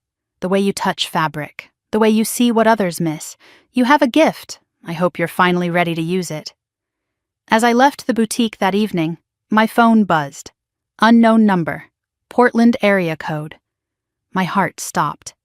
A text message appeared on my screen. I know you need time. I've waited 33 years. I can wait a little longer. But when you're ready, I'm here. Daniel. I read it 7 times before getting in my car. He was real. He was out there. He was waiting for me. And in 2 weeks after I had faced the people who had stolen him from me, I would finally be ready to face him too. December 21st. 3 days before Christmas. I pulled into my parents' driveway at 10 in the morning, exactly as instructed. The house looked the same as it always had. White colonial, black shutters, perfectly manicured lawn even in winter. The house that had never felt like home. Now I knew why. My trunk was full of supplies. Decorations I had been ordered to buy. Ingredients for dishes I had been ordered to cook. And buried beneath the grocery bags, hidden in a side pocket of my overnight bag, a manila envelope containing copies of everything. My mother opened the front door before I reached the porch. No hug, no smile. No good to see you. You're late. I said 10 o'clock. It was 10:03. The lights need to go up on the porch today. The tree is in the living room, undecorated. Victoria's engagement banner arrived with a spelling error. They wrote congratulations with 1 L. Fix it. She turned and walked inside without offering to help carry anything. I stood on the porch for a moment, breathing in the cold December air. 3 more days. I just had to survive 3 more days. Then everything would change. The house was a museum of my exclusion. Family photographs lined every hallway, every mantel, every available surface. I counted them as I carried in the groceries. 37 frames. Victoria appeared in 35 of them. I appeared in 2. A group Christmas photo where I stood at the edge, barely visible, and my high school graduation, which they had been required to attend. In my childhood bedroom, nothing had changed. The same pink wallpaper I had begged them to let me replace when I was 12. The same twin bed with the same faded quilt. The same bookshelf filled with books I had outgrown decades ago. Frozen in time, like a museum exhibit of the daughter they had never wanted. I unpacked my bag and hid the envelope in the false bottom of my suitcase. Then I went downstairs to begin my servitude. The first day was decorations. 8 hours of hanging lights on the porch until my fingers went numb, trimming the 12-foot tree according to my mother's precise specifications, arranging garlands, wrapping ribbon, setting out candles. Victoria arrived in the afternoon, fresh from a spa weekend, and walked through the house inspecting my work. The garland is crooked. Fix it before the guests arrive. She didn't offer to help. She never did. The second day was cooking. I was in the kitchen from 6 in the morning, prime rib to prep, vegetables to roast, pies to bake. Victoria wandered in around noon. I hope you're making the hollandaise from scratch. Bradley's family has standards. Bradley's family isn't here. They will be. Try not to embarrass us. My mother checked my progress periodically, finding fault with everything. The pastry is too thick. The vegetables aren't cut evenly. Why can't you do anything right? I said nothing. I just kept cooking. And I thought about the envelope upstairs. And I smiled. On the second day, while searching for extra napkins in a closet, I found something unexpected. An old shoebox hidden behind stacks of tablecloths.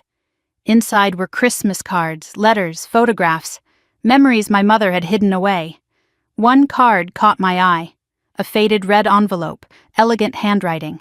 I opened it carefully. To Lydia. Merry Christmas, my love. I'll wait for you forever. Daniel, 1990, 1 month before she married Richard. I photographed it with my phone and put everything back exactly as I found it. Another piece of evidence. Another nail in the coffin of her lies. Aunt Margaret arrived on Christmas Eve afternoon, 4 hours before the other guests.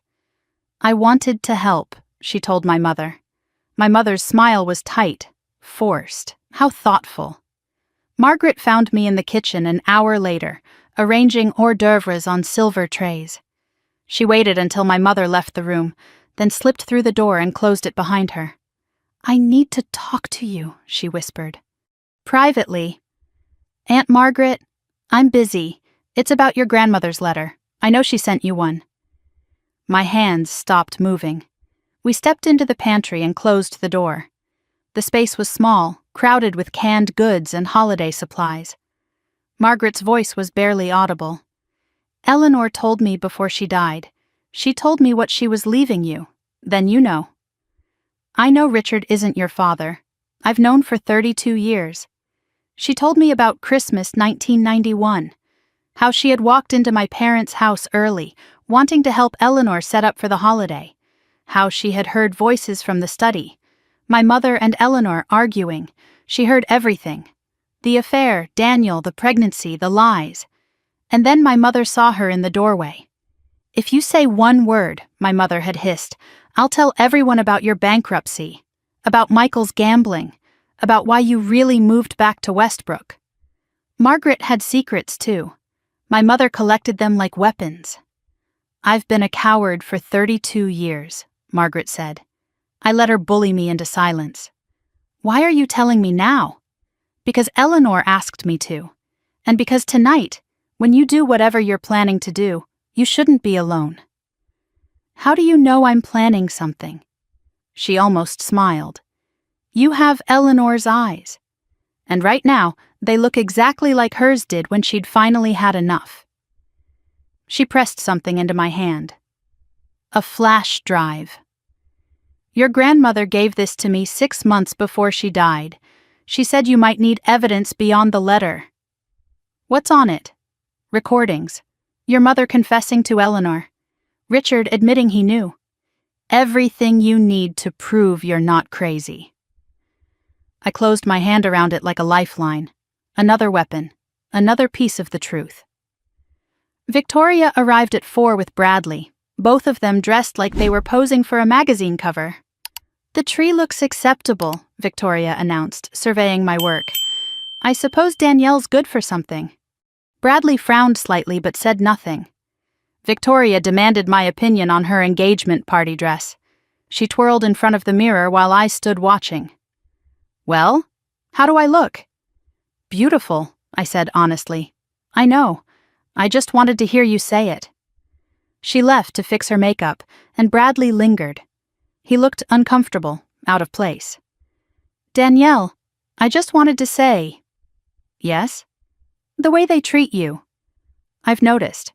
It's not right." I studied his face. "Then why don't you say something?" "It's complicated." "It's not complicated, it's cowardice." He flinched but didn't argue. Victoria returned before he could respond. "Bradley, don't waste time talking to her. We need to rehearse our announcement." He followed obediently, but glanced back at me before leaving the room. Something in his expression, doubt, awareness, something that hadn't been there before. As Victoria passed me in the hallway, she leaned close. "Don't get any ideas about tonight," she whispered. "This is my moment. Try to stay invisible for once." I smiled. "Don't worry, Victoria. After tonight, you'll never forget I exist." She frowned, confused, then laughed it off. "You're so weird. No wonder nobody loves you." She walked away. I watched her go and thought 6 hours. Just 6 more hours. 5 o'clock, 1 hour until the guests would arrive. The house was perfect. My work, my hands, my exhaustion made visible. Candles flickered in crystal holders I had polished. Music played softly from speakers I had positioned. Champagne chilled in ice buckets I had filled. 25 place settings arranged around the extended dining table. I had seen the seating chart on my mother's desk.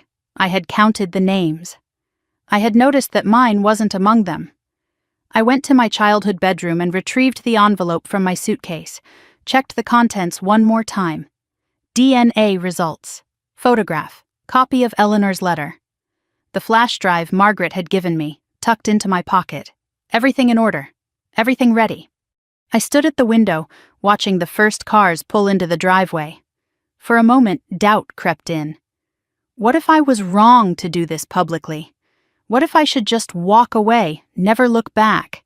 What if exposing them only made me as cruel as they were? Eleanor's voice echoed in my mind.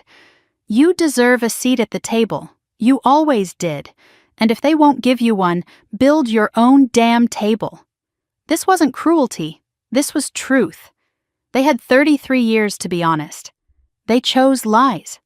Now the choice was mine. I looked at my phone one more time. Daniel's message still there. "When you're ready, I'm here." I typed a response. "After tonight, I'll be ready. I'll call you tomorrow. I have a lot to tell you." I pressed send.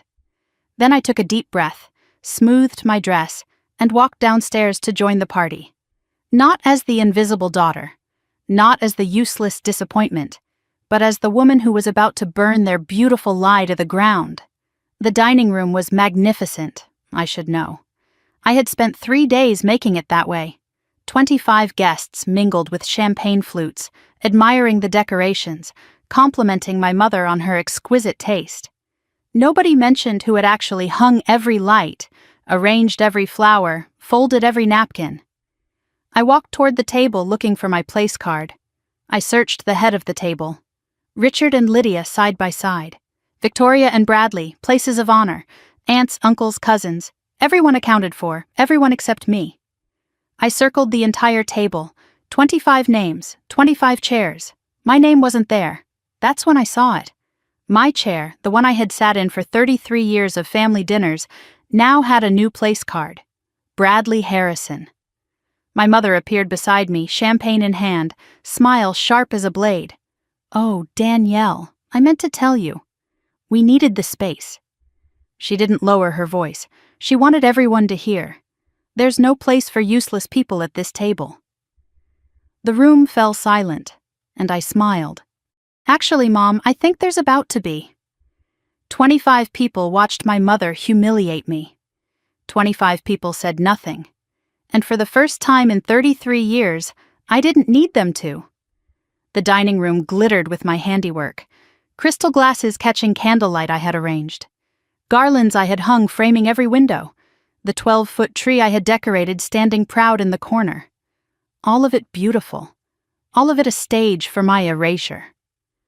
I looked at the faces around me. Uncle Thomas with his champagne, suddenly fascinated by the ceiling. Cousin Meredith whispering to her husband behind her hand. Old Aunt Patricia clutching her pearls like a lifeline. Victoria smirking from her place of honor, enjoying every second of my humiliation. Bradley frozen beside her, fork halfway to his mouth. Richard at the head of the table, jaw tight, eyes fixed on his plate. And my mother, triumphant, certain she had won again. The old Danielle would have retreated to the kitchen. The old Danielle would have cried in the bathroom where no one could see. The old Danielle would have accepted this as her place. Nowhere. But that Danielle had died 12 days ago, reading her grandmother's letter. This Danielle had an envelope in her bag and fire in her chest. My mother waited for me to crumble. She had seen it 1,000 times. The tears, the quiet exit, the surrender. She expected it now. She was wrong. I didn't move from the table. I set down the dish I was carrying slowly, deliberately, on the sideboard behind me. I looked at the empty space where my chair should have been. I looked at Bradley's name card in my spot. I looked at my mother. I decorated this house for 3 days, Mom. My voice was calm, steady, carrying across the silent room. Lydia's smile flickered. And we appreciate your help. I cooked half this meal. I arranged every flower, I folded every napkin. Your point? My point is that I built this beautiful room. And you're telling me I don't deserve to sit in it? Her eyes narrowed. Don't be dramatic, Danielle. You can eat in the kitchen. You've always preferred it there anyway. Nervous laughter rippled from somewhere in the room. Victoria raised her champagne glass. Can we please not do this tonight? It's my engagement party. I ignored my sister. I kept my eyes locked on my mother. No, I don't think I will eat in the kitchen. The conversations that had been dying around us went completely silent. Champagne glasses lowered. All eyes turned to the invisible daughter who was suddenly very visible. Richard's voice cut through the tension. Danielle, that's enough. I turned to face him. The man I had called father for 33 years. Is it, Dad? Is it enough? Something in my tone made him go still. The way I said Dad, like a word I no longer believed in. I saw something flicker in his expression. Not guilt. Richard Foster wasn't capable of guilt. But fear. The same fear I had seen in my mother's eyes. I reached into my bag. My mother's gaze followed my hand, tracking every movement. I pulled out the manila envelope. Thick, official, undeniable. The room seemed to hold its breath as I walked toward the head of the table. Guests parted to let me pass, confusion and curiosity warring on their faces. I stopped at Richard's chair, looked down at the man who had watched my mother destroy me for 33 years and never once intervened. He looked up at me with that familiar expression. Irritation. Dismissal. Absence. I placed the envelope directly on his plate, covering his untouched prime rib. Merry Christmas, Dad. My voice carried to every corner of the room. I finally understand why you never saw me as your daughter. Richard's face went pale. His hands trembled as he reached for the envelope. What is this? Open it. Everyone should hear what's inside. My mother moved fast, reaching for the envelope. This is ridiculous. Danielle, stop this tantrum immediately. Don't touch it, Mom. I kept my voice steady, controlled. It's not for you. Though you already know what's inside, don't you? Our eyes met. 33 years of unspoken truth suspended between us.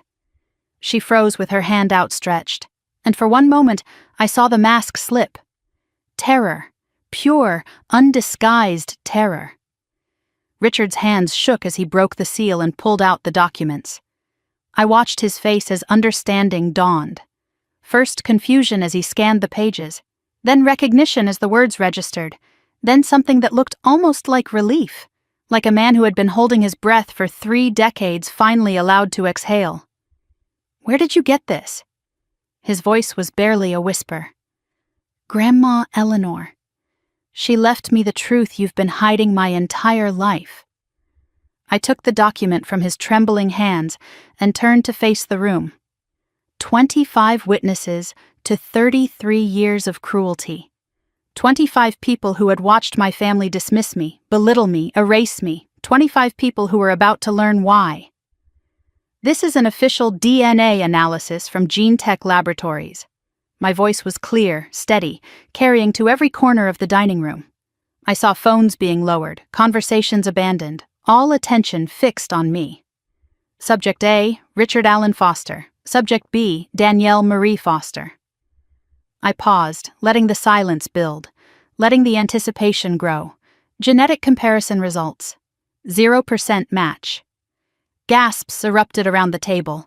I heard Victoria's champagne glass hit the table with a sharp clink. Conclusion: Richard Allen Foster is excluded as the biological father of Danielle Marie Foster. The room erupted into chaos. Whispers became exclamations. Hands flew to mouths. Eyes darted between me and my parents. I pulled the photograph from the envelope, the one Eleanor had kept hidden for 33 years. She also left me this. My voice cut through the noise. Our mother, summer of 1990, with a man named Daniel. 6 months before I was born. I held it up so everyone could see. My mother, young and radiant, standing with a man who was clearly not Richard. A man whose eyes and smile I saw every time I looked in a mirror. The whispers grew louder, spreading like fire. I always thought Danielle looked different. Lydia had an affair? Before the wedding? Richard knew? I let them talk. Let the truth sink in. Let 33 years of lies unravel in real time. My father sat motionless, staring at the photograph. The color had drained from his face entirely. "You knew," I said softly. "Just to him, didn't you?" He didn't answer. "Grandma Eleanor told me everything. You've known since I was 3 years old. You did a blood type test. The results were impossible if you were my father. Still nothing. You knew I wasn't your daughter. And you let her treat me like garbage for 30 years. You watched her punish me for a sin I didn't commit. And you did nothing." Richard finally spoke. His voice was barely audible, cracking on every word. "I always suspected. From the day you were born. You didn't look like me, didn't act like me. But I told myself..." "Told yourself what? That if I ignored it, it would go away. That pretending was easier than knowing." The room had gone completely silent again.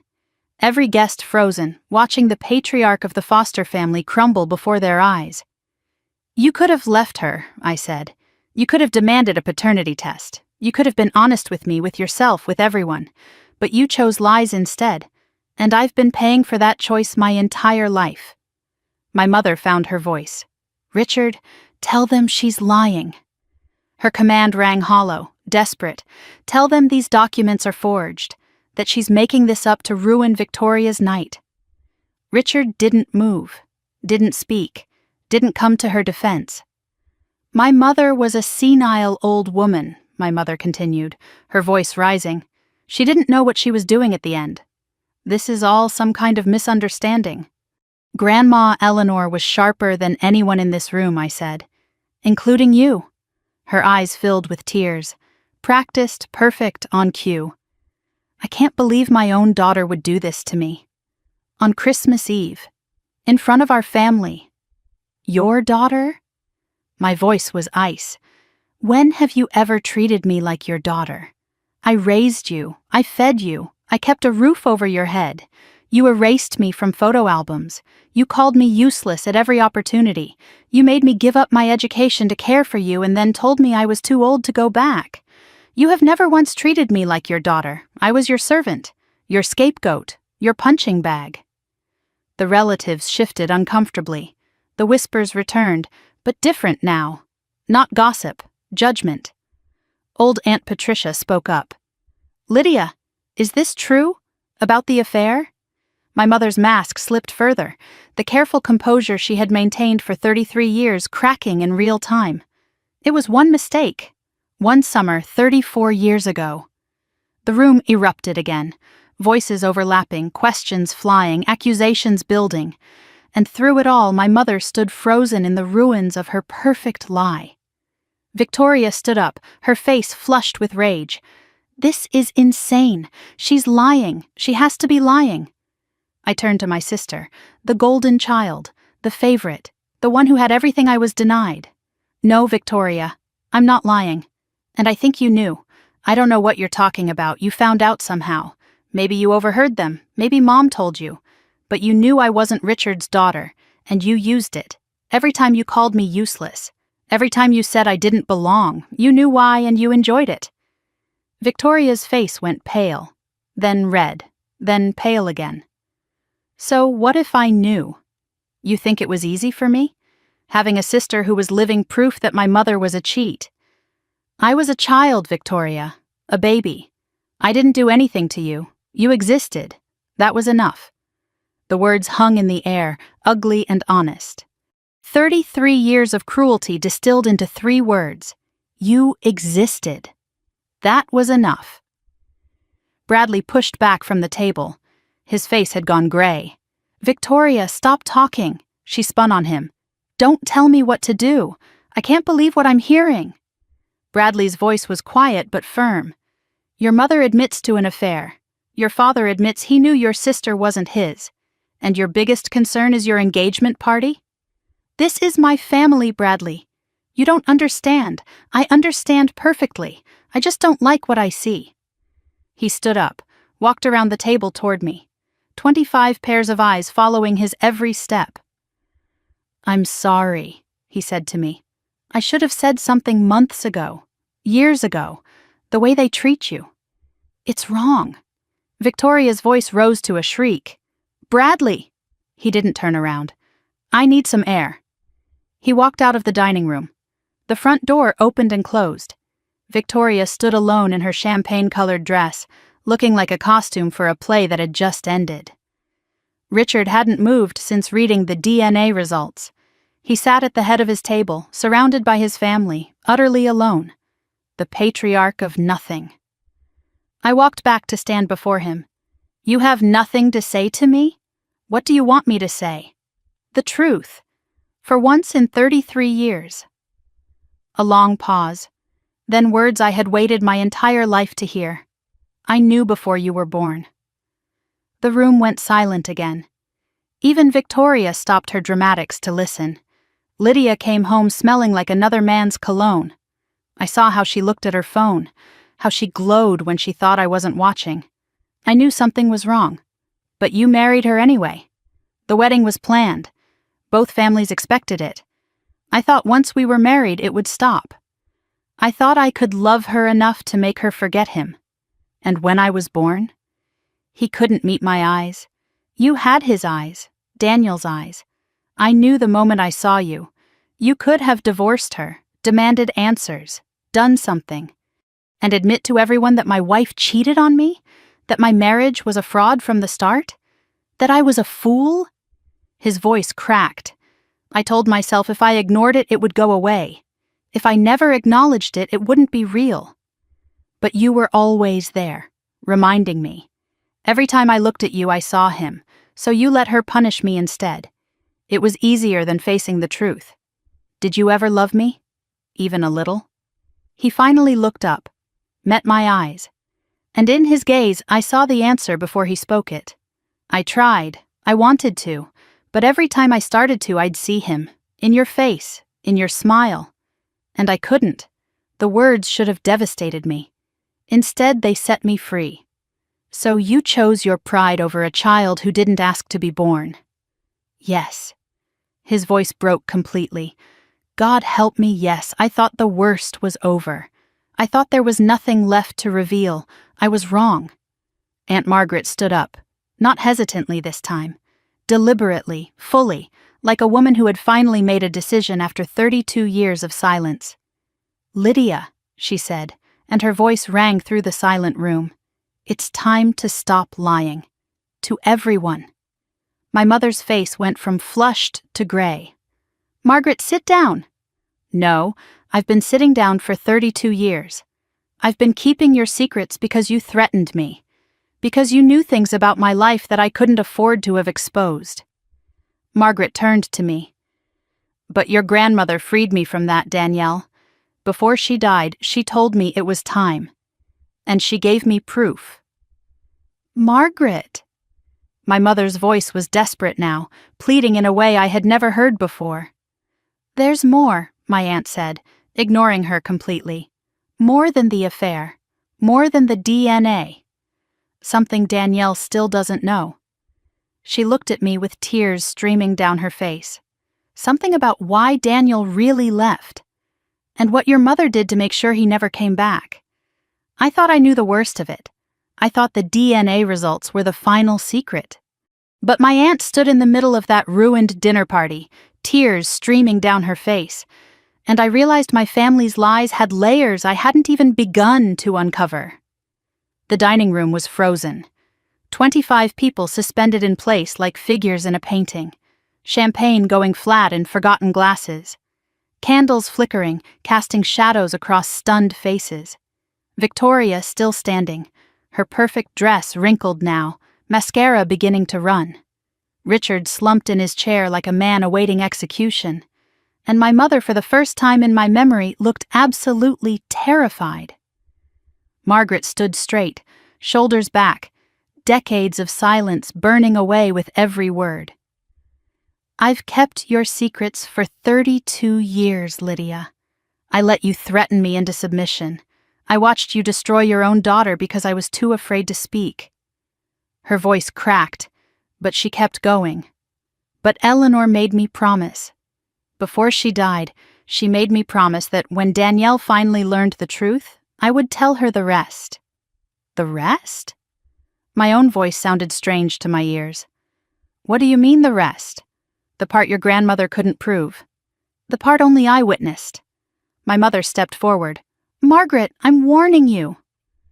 With what? Margaret's voice rose with sudden fury. What else can you possibly threaten me with? Your daughter just exposed everything. Your husband just admitted he knew. There's nothing left to hide. There are things that don't need to be said. No, there are things that should have been said 33 years ago. Margaret turned to face me fully. Her eyes were wet, but her voice was steady now. It was Christmas, 1991. You were almost 2 years old. I came to this house early, just like today. I wanted to help your grandmother set up for the holiday dinner. The front door was unlocked. I walked in and heard voices from the study, angry voices, your mother and Eleanor arguing. What they were saying stopped me cold. She took a deep breath. Eleanor was furious. She said, you have to tell him. Daniel deserves to know he has a daughter. And your mother said he doesn't have a daughter. Richard has a daughter. That's how it's going to stay. Eleanor told her she was punishing you for her own sin. That you weren't even 2 years old and already she treated you like you were contaminated. And Lydia said, because every time I look at her, I see him.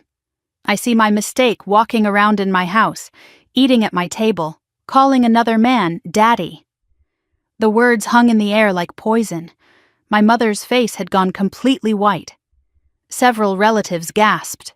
Victoria sank back into her chair, all fight drained from her. But that wasn't the worst part, Margaret continued. Eleanor threatened to contact Daniel herself. She said she had his address. She would write to him. He deserved to know the truth. And Lydia told her, if you contact Daniel, I'll make sure you never see Danielle again. I'll tell Richard you've gone senile. I'll have you committed if I have to. You will not destroy my marriage. Margaret's voice dropped. Eleanor said your marriage is built on a lie. And Lydia answered, every marriage is built on lies, Mother. Mine just has bigger ones. I stepped back, trying to process what I was hearing. Trying to reconcile this version of my mother with even the cruel woman I had known. She had threatened to have her own mother committed. She had used me as a weapon to keep Eleanor silent. How did she find out you heard? I asked. I knocked over an umbrella stand. Margaret's laugh was bitter. Clumsy even then. The arguing stopped. Lydia appeared in the doorway and asked how much I'd heard. I said enough.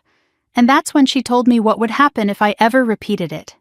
She knew about my bankruptcy, about Michael's gambling, about why we really moved back to Westbrook. She collected secrets like weapons, and she used them to keep everyone silent while she punished you for existing. The room had gone completely still. No whispers now, no gasps.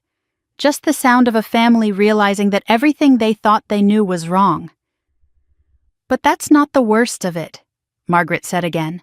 "That's not why Daniel really left." My aunt reached into her purse and pulled out her phone. She connected it to a small portable speaker she had brought. "Your grandmother recorded this conversation in 2019. She wanted evidence that couldn't be disputed." Margaret pressed play, and Eleanor's voice filled the room, old, but clear and unmistakable. "Tell me what you did, Lydia. I need to hear you say it." Then my mother's voice, captured on tape 4 years ago. "Fine. You want the truth? Daniel called you in 1992. He wanted to know if the baby was his. And you told me." The recording continued, and I heard my mother confess to something I never could have imagined. I intercepted his next letter. He'd written to you, asking for a meeting, asking for the truth about me. "And?" Eleanor's voice prompted. And I wrote back. Pretending to be you, I told him the baby wasn't his, that a paternity test had been done, that he needed to stop contacting our family or Richard would press charges for harassment. You forged my handwriting. I practiced for weeks. He believed it. He stopped calling. He stopped writing. He disappeared. The room erupted. Voices overlapping, accusations flying, decades of polite silence shattered in an instant. But I couldn't move. I couldn't speak. I could only stand there as the full weight of what my mother had done crashed over me. Daniel had tried to find out. Daniel had wanted to know. He had written letters, made phone calls, searched for the truth. And my mother had forged my grandmother's handwriting, pretended to be Eleanor, and driven him away with lies. "He thought you didn't want him," I whispered. "He thought he wasn't my father." "Because that's what I needed him to think," my mother's recorded voice answered. "Because if he came back, everything would fall apart." The recording continued. Richard's voice joined in, captured in that same conversation. "You told me Daniel was harassing your mother. That's why I threatened to call the police." "It was the only way to make him stop," Lydia replied. "I believed you." Richard's recorded voice was heavy with exhaustion. "God help me, I helped you destroy that man's chance to know his own daughter." "I didn't know. I swear I didn't know she forged that letter." Richard looked up from the table now, his face ashen. His voice matched his recorded self. "I didn't know. I thought Eleanor had rejected him. I thought he just gave up. My mother had manipulated everyone. Eleanor, Richard, Daniel, me. She had woven a web of lies so complex that even the people closest to her couldn't see the truth. The relatives erupted into chaos. Old Aunt Patricia stood up, her voice shaking with fury. "Lydia, how could you? That man had a right to know his own child." Uncle Thomas slammed his hand on the table. "This is fraud, forgery, criminal behavior." Cousin Meredith was crying openly. "I always knew something was wrong with this family, but this is beyond anything I imagined." Through it all, my mother stood frozen in the center of the storm. Her careful mask had shattered completely. No more practiced tears, no more false smiles, just raw, exposed desperation. "You don't understand. None of you understand." "Then explain it, Mom." My voice cut through the chaos. "Explain why you stole my father from me. He would have ruined everything. Richard would have divorced me. I would have been a single mother. A scandal. I would have lost the house, the money, the life I built. So you chose comfort over my right to know my own father. I chose survival. You chose yourself. You always choose yourself." Victoria's voice cut through the noise. "Mom, just stop talking. You're making it worse." I turned to my sister. The golden child. The favored one. The daughter who had everything I was denied. "You knew too. Didn't you?" Victoria's face flushed. "I don't know what you're talking about. You found out somehow. Maybe you overheard them arguing. Maybe Mom told you to keep you loyal. But you knew I wasn't Richard's daughter, and you used it. Every time you called me useless, every time you said I didn't belong. You knew exactly why, and you enjoyed every second of it.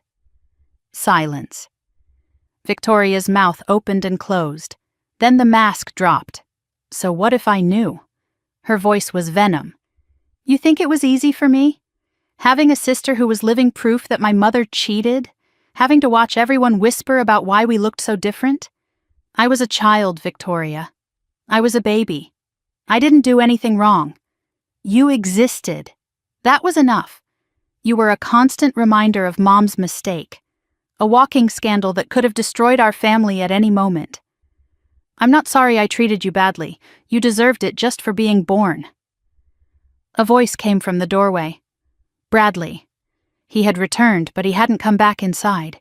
He stood at the threshold, his face pale with disgust. I heard everything, he said quietly. I was standing in the hallway. Victoria spun toward him. Bradley, please let me explain. He held up his hand. I've heard enough explanations for one lifetime.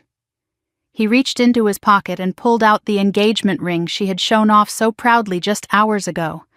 He walked to the sideboard and set it down gently. I can't marry into this family. I can't be part of this. I'm sorry. Victoria's face crumpled. Bradley, no, please. But he was already walking away. The front door opened, closed, and the sound of his car starting echoed through the silent house. Victoria collapsed into her chair, sobbing. Her perfect night, her perfect announcement. Gone. I walked back to stand before Richard, the man who had watched my mother destroy me and chosen silence over truth. You helped her. I didn't know about the forged letter, but you helped her in other ways. You made sure I stayed invisible. You told me my dreams were worthless. You let her erase me from family photos, from family history, from family memory. What was I supposed to do? His voice was barely audible. Be a father. Even if I wasn't yours biologically, I was a child in your house. I called you Dad. I loved you. I looked up to you. And you punished me for something I didn't do. His face crumpled, the careful composure he had maintained for 30 years finally breaking. I couldn't love you back. I tried. In the beginning, I tried. But every time you smiled, I saw him. Every time you accomplished something, I thought that's not mine. That came from someone else.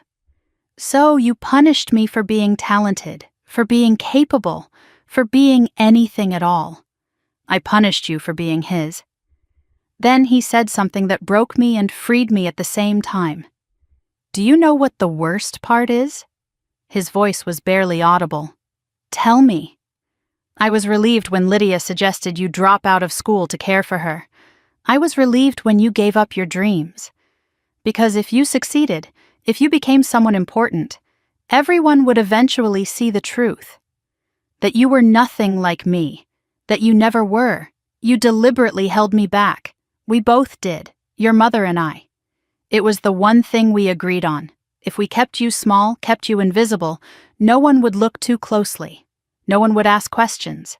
You sacrificed my entire life to protect your lie. Yes. He couldn't meet my eyes. God forgive me, yes. I turned to my mother. She stood alone now. Richard broken at the table. Victoria collapsed in her chair. Margaret triumphant. Relatives horrified. No allies left. No more masks to wear. You think you're so righteous, she spat. So perfect, standing there in judgment. But you don't know what it was like. Then tell me. Tell me what was so terrible that you had to torture your own child for 33 years. I was 23. I was scared. Daniel was everything Richard wasn't. Passionate, exciting. He made me feel alive. And for one summer I let myself believe I could have a different life. And when you got pregnant, I panicked. The wedding was in 2 months. Both families had expectations. I couldn't throw everything away for a man I barely knew. So you married Richard. I thought I could forget. I thought once you were born, I would look at you and just see my daughter, my child. I thought love would be enough. But it wasn't. No. Her voice broke completely. I looked at you and I saw every choice I didn't make, every road I didn't take. You were a living reminder that I chose safety over love, comfort over passion, and I hated you for it. You hated me because you hated yourself. Yes.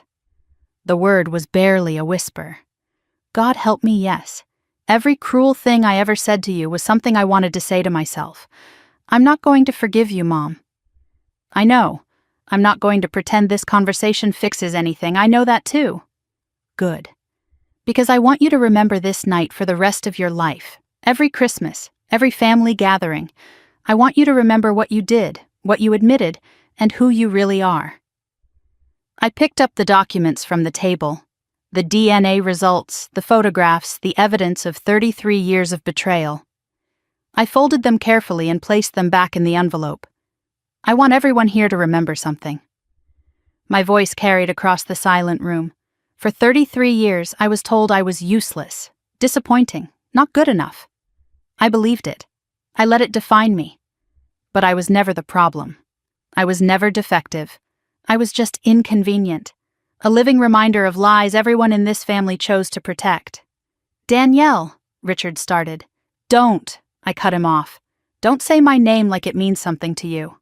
It never did. I turned to Aunt Margaret. Thank you for finally telling the truth. She nodded, tears streaming. I should have done it years ago. Yes. But you did it tonight. That matters. I walked toward the door. No one tried to stop me. Victoria's voice, bitter and broken, followed me. So that's it? You destroy everything and just walk away? I paused at the threshold. I didn't destroy anything, Victoria. I just stopped pretending it wasn't already broken. I looked at her one last time. Enjoy your engagement party. Oh, wait. Bradley left. I guess there's no place for dishonesty in his family. I stepped out into the cold December night. The door closed behind me. And for the first time in 33 years, I was free. I expected the driveway to be empty. I expected to walk to my car alone, drive back to my apartment, and collapse into the silence of my own space. But someone was waiting for me. A car I didn't recognize sat at the end of the driveway. A man leaned against it, watching the house. When he saw me, he straightened. Dark hair, graying at the temples. Kind eyes. A nervous smile that looked hauntingly familiar. My heart stopped.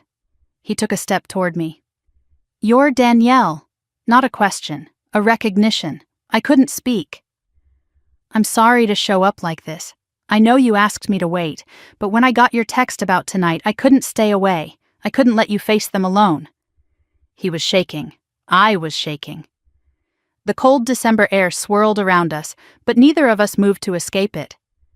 I'm Daniel, he said, and I think I'm your father. I stood in my mother's driveway on Christmas Eve, snow beginning to fall, and met the man whose existence had shaped my entire life. The man I had never been allowed to know.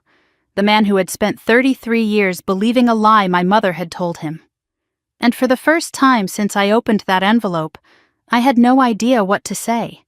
I had imagined meeting my father 1,000 times. In restaurants, in parks, in carefully planned reunions where I would know exactly what to say. I never imagined it would be in my mother's driveway on Christmas Eve, with mascara on my cheeks and 33 years of questions caught in my throat. Daniel Mercer stood 10 feet away from me. Dark hair graying at the temples. Kind eyes that crinkled at the corners when he tried to smile. Hands shoved deep in his coat pockets, shoulders hunched against the cold, or maybe against the weight of everything he didn't know how to say. He looked like a man who had driven 3 hours without knowing if he would be welcome. He looked like a man who had spent 33 years wondering. He looked like me. I know I should have waited, he said. His voice was rough, uncertain. Your message said after Christmas. But when you texted that you were confronting them tonight, I couldn't just sit in Portland and wonder what was happening. I couldn't let you face that alone, even if I was just sitting in a parking lot. I couldn't stay away. How long have you been here? 2 hours, maybe more. I heard shouting through the windows. I almost came inside 3 times. Why didn't you? Because this was your moment, your truth to tell. I didn't have the right to take that from you. I stared at him. This stranger who was my father. This man who had been erased from my life before I could even remember him. I should have been angry that he showed up uninvited. I should have been cautious. He was still a stranger after all. Instead, I felt something unexpected. Relief. Someone was here. Someone who wanted to be here for me. Not because of obligation or guilt, because he chose to come. I walked down the porch steps toward him. Each step felt like crossing a bridge I had spent 33 years searching for. The snow was falling harder now, dusting his shoulders, catching in my hair. When I reached him, when I stood close enough to see my own eyes reflected in his face, I said the only thing I could think of. I have so many questions. I know. He nodded, his voice breaking slightly. I have questions too. About everything. About you. About what happened. About why I believed that letter for so many years instead of fighting harder. You believed it because my mother is a very convincing liar, and because Eleanor's handwriting was close enough to fool anyone who didn't know her well. He looked past me at the house. The windows still glowed with Christmas lights I had hung. The faint sound of chaos still echoed from inside. What happened in there? Everything.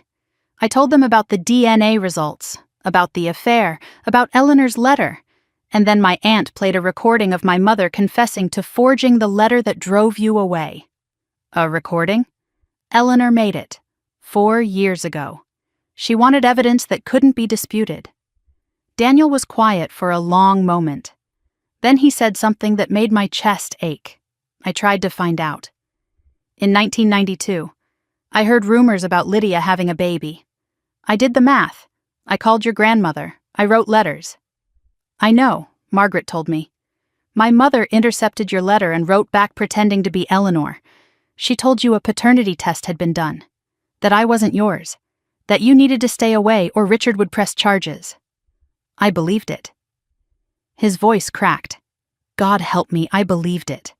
I wanted to fight, but a paternity denial and a threat of police involvement seemed so final. I thought I was protecting everyone by staying away. You were lied to. It wasn't your fault. It doesn't feel that way. It feels like I abandoned you. For 33 years, you grew up without me, without even knowing I existed. And I was 3 hours away, wondering if maybe I had a daughter somewhere who would never know my name. Headlights swept across the driveway.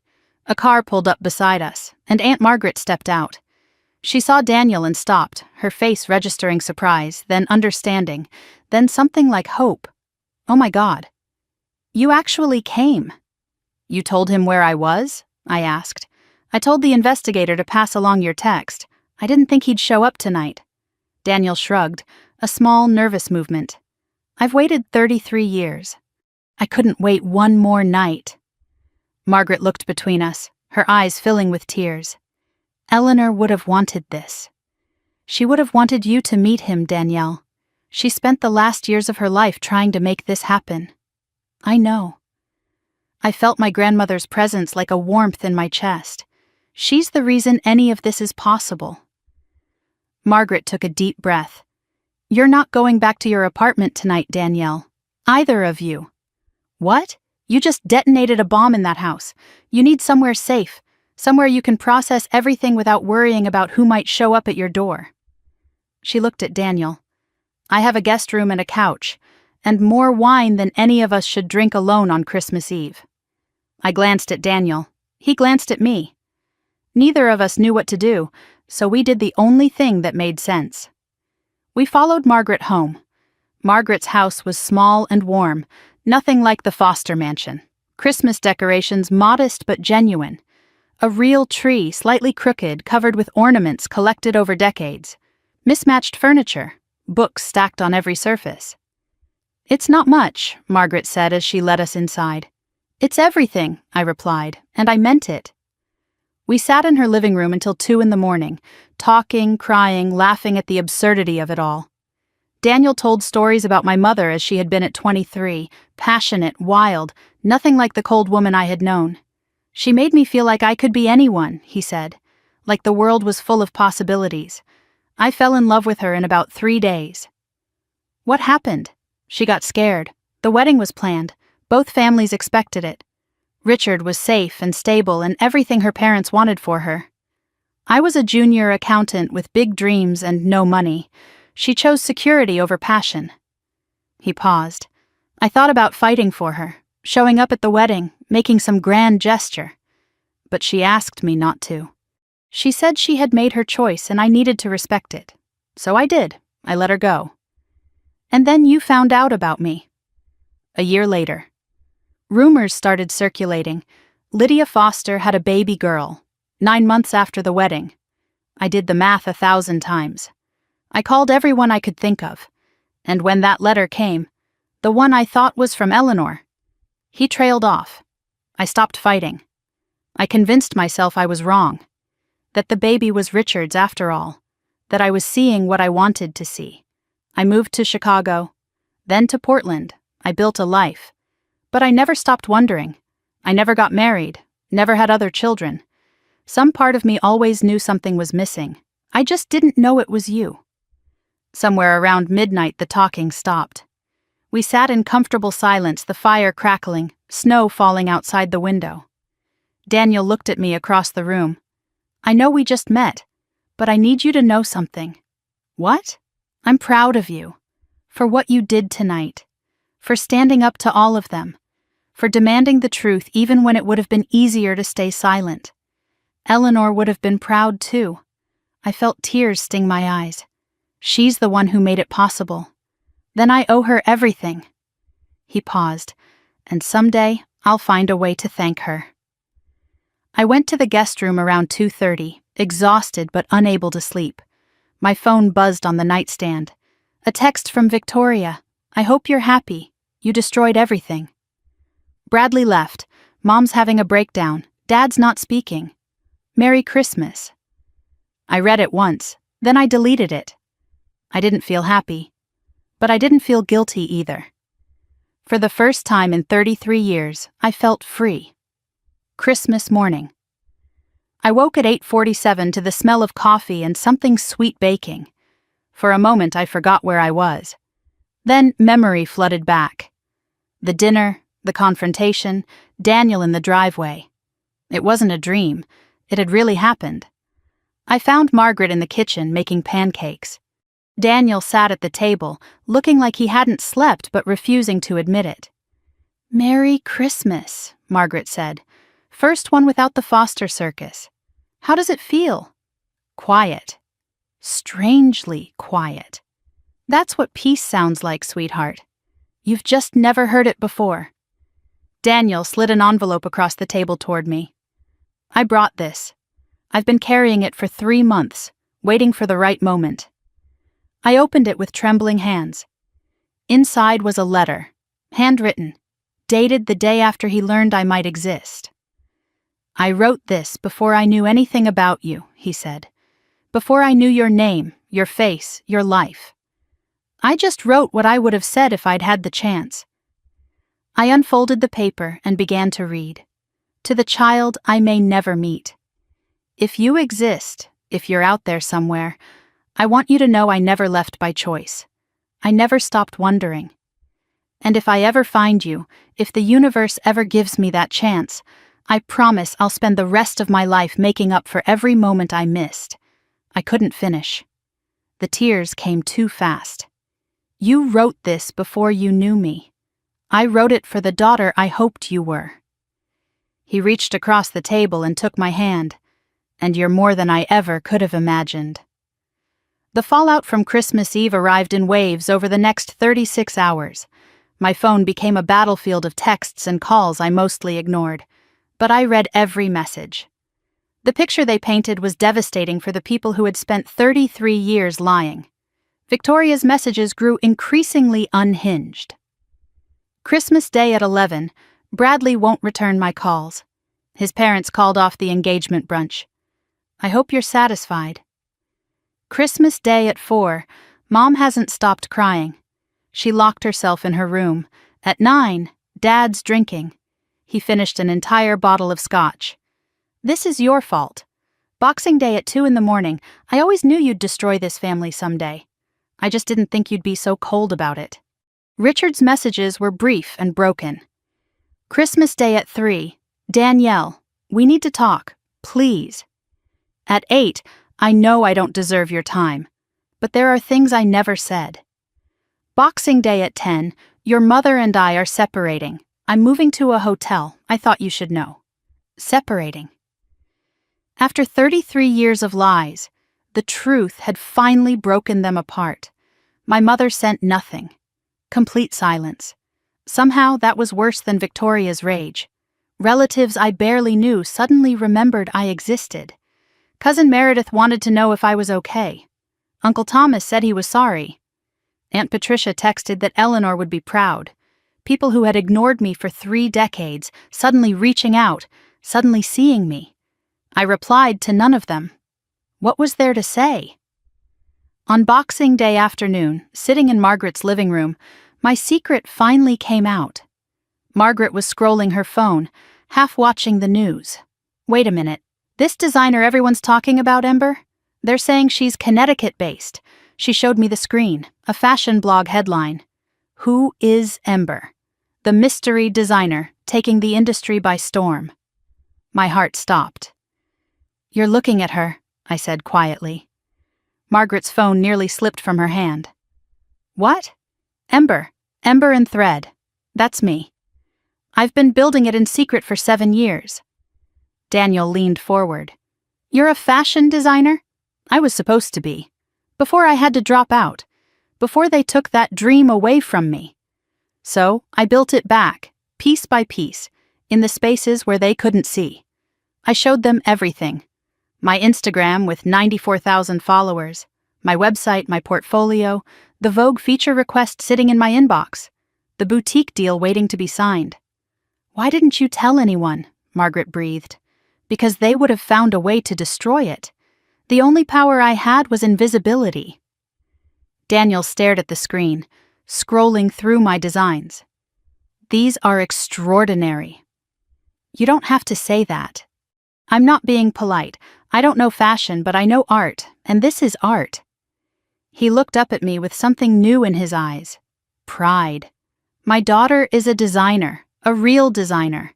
I'm not famous or anything. You will be. Anyone who looks at this can see you will be. Margaret suddenly laughed. Oh my God. Victoria's engagement dress. What about it? She spent weeks bragging about finding this amazing independent designer online. She paid $3,000 for a custom piece. Margaret turned her phone around. Victoria's Instagram post from October. The dress she wore to announce her engagement. My dress. Ember's work. She wore your dress to get engaged. She had no idea. The irony kept me warm on a lot of cold nights. Daniel had to leave the next morning.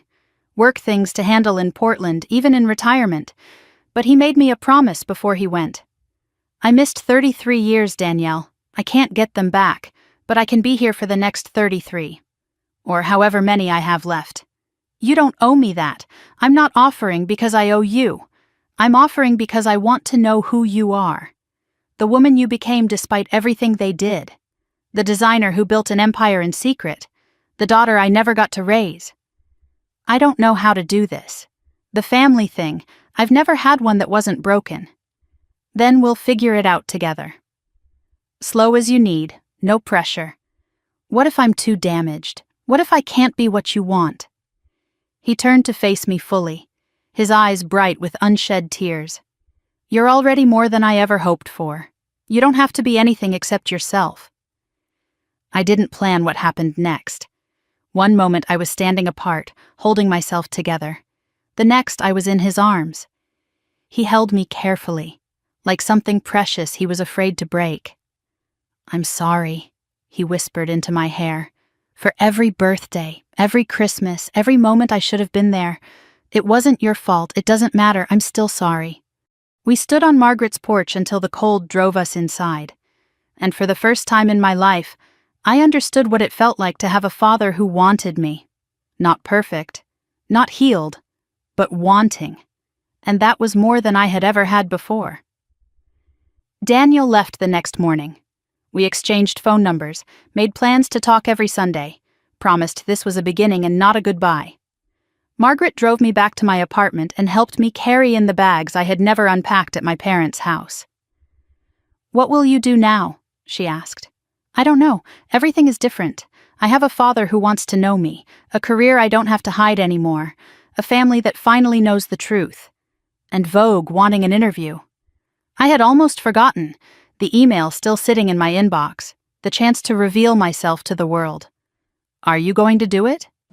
I looked around my small apartment, the space where I had built Ember in secret, stitch by stitch, dream by dream. "Yes, I think I am." Margaret smiled. "Eleanor would be so proud, I hope so, because I'm about to show them all exactly who they called useless." The new year was coming, and with it, a version of Danielle Foster the world had never seen. But first, there was one more thing I needed to face. My mother still hadn't called, and somehow her silence was louder than all of Victoria's rage combined. 1 month after I burned my family's lies to the ground, I stood in a Manhattan studio surrounded by my own creations and realized something extraordinary. I wasn't rebuilding my life. I was finally living it. January 24th, 4 weeks after Christmas Eve. I stood in the center of 1,200 square feet of possibility, fabric bolts lining the walls like a library of dreams. 3 industrial sewing machines hummed in the corner. 2 dress forms displayed works in progress.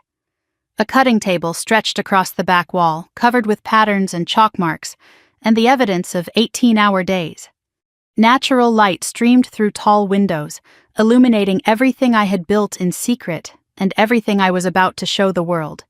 This was my studio. Ember and Thread's first real home. No longer working above a laundromat in Westbrook, hiding my passion in the hours between midnight and dawn. Eleanor's $50,000 had finally been put to its intended use.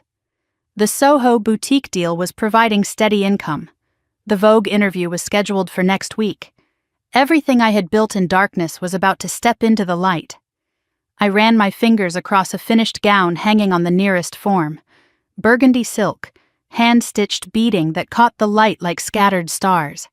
This dress would be photographed, published, worn by someone who mattered, and everyone would know it came from the hands they had called useless.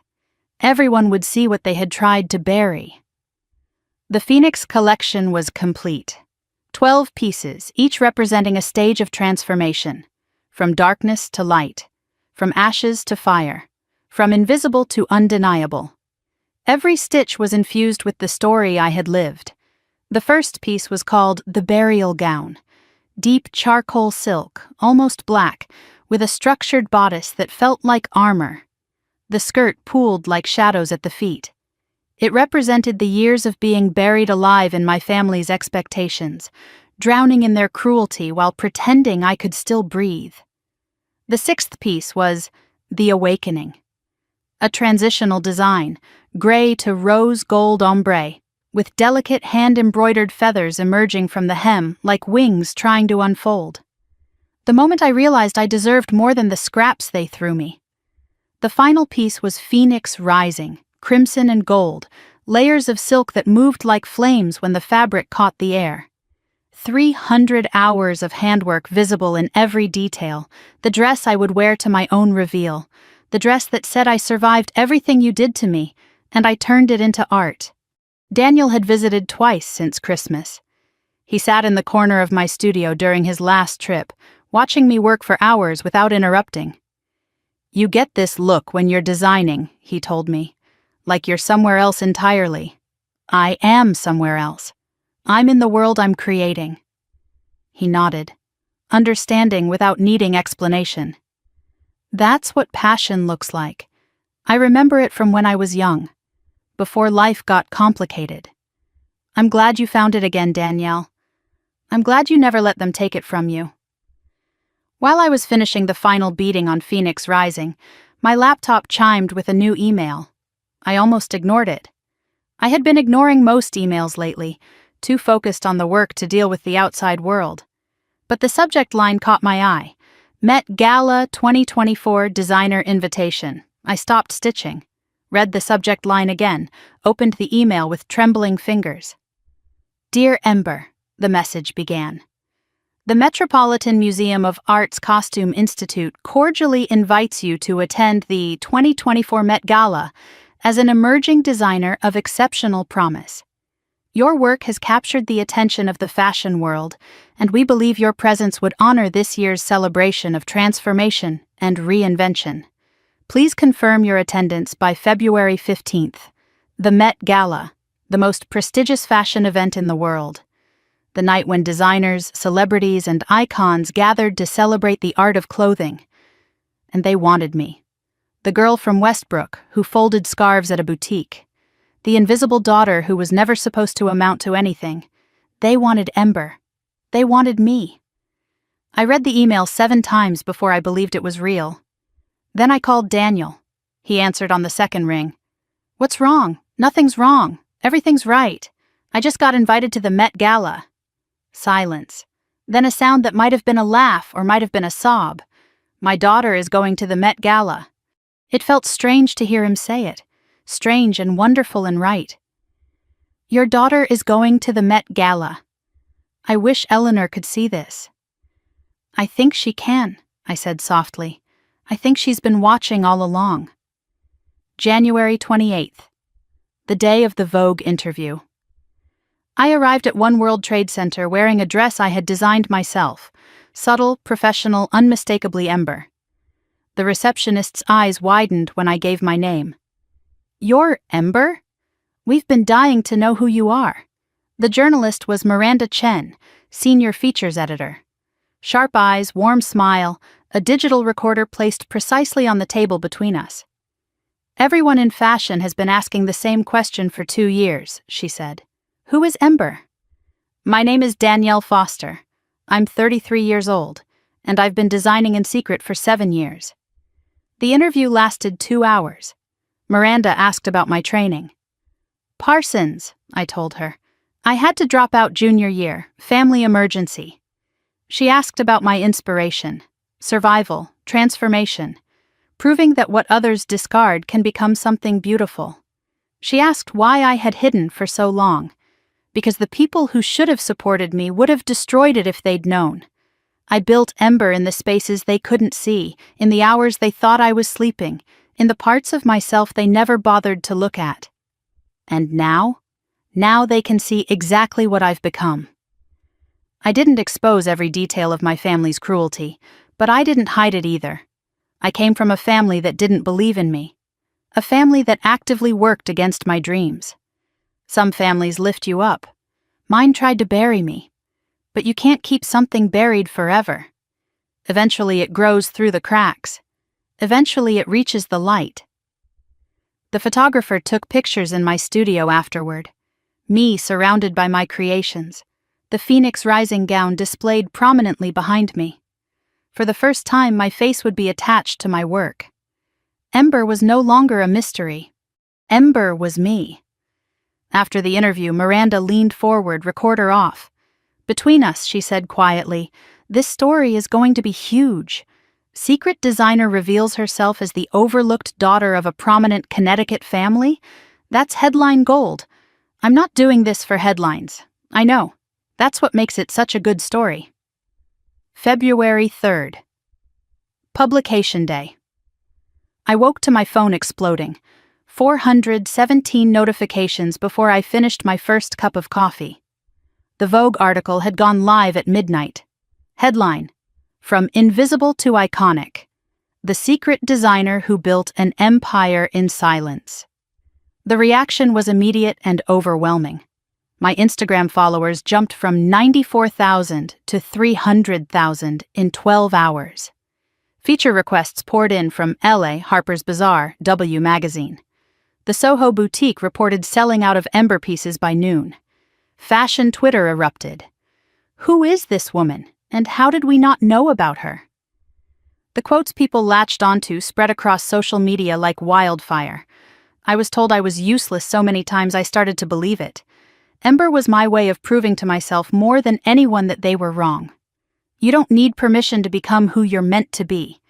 You just need to start, even if you have to do it in secret. The people who tried to bury me are the reason I learned to bloom in the dark. The article mentioned my Connecticut background, mentioned the prominent family who had dismissed me. It didn't name them specifically. I had requested that. But anyone in Westbrook who read it would know exactly who I meant. The calls began immediately. Cousin Meredith. Oh my God, Danielle, I just read the Vogue article. I had no idea. Uncle Thomas, I always knew you were special. We're so proud. Random relatives who hadn't spoken to me in years, suddenly discovering I existed. I let most of them go to voicemail. One text stood out from the flood. Victoria, we need to talk. I saw the article. Call me. Not congratulations, not I'm sorry, just we need to talk. Like I owed her something. I didn't respond. Small towns talk. Westbrook was no exception. By February 4th, everyone knew. Mrs. Chen called me directly from the boutique. Honey, I always knew you were something special. The way you touched fabric, the way you saw what others missed. You never said anything. You weren't ready to hear it. But I'm saying it now. I'm proud of you. And I want to display a sign in my window. Ember and Thread Designer worked here. Is that okay? I laughed through my tears. I'd like that. Word of the Foster family fallout reached me through Margaret.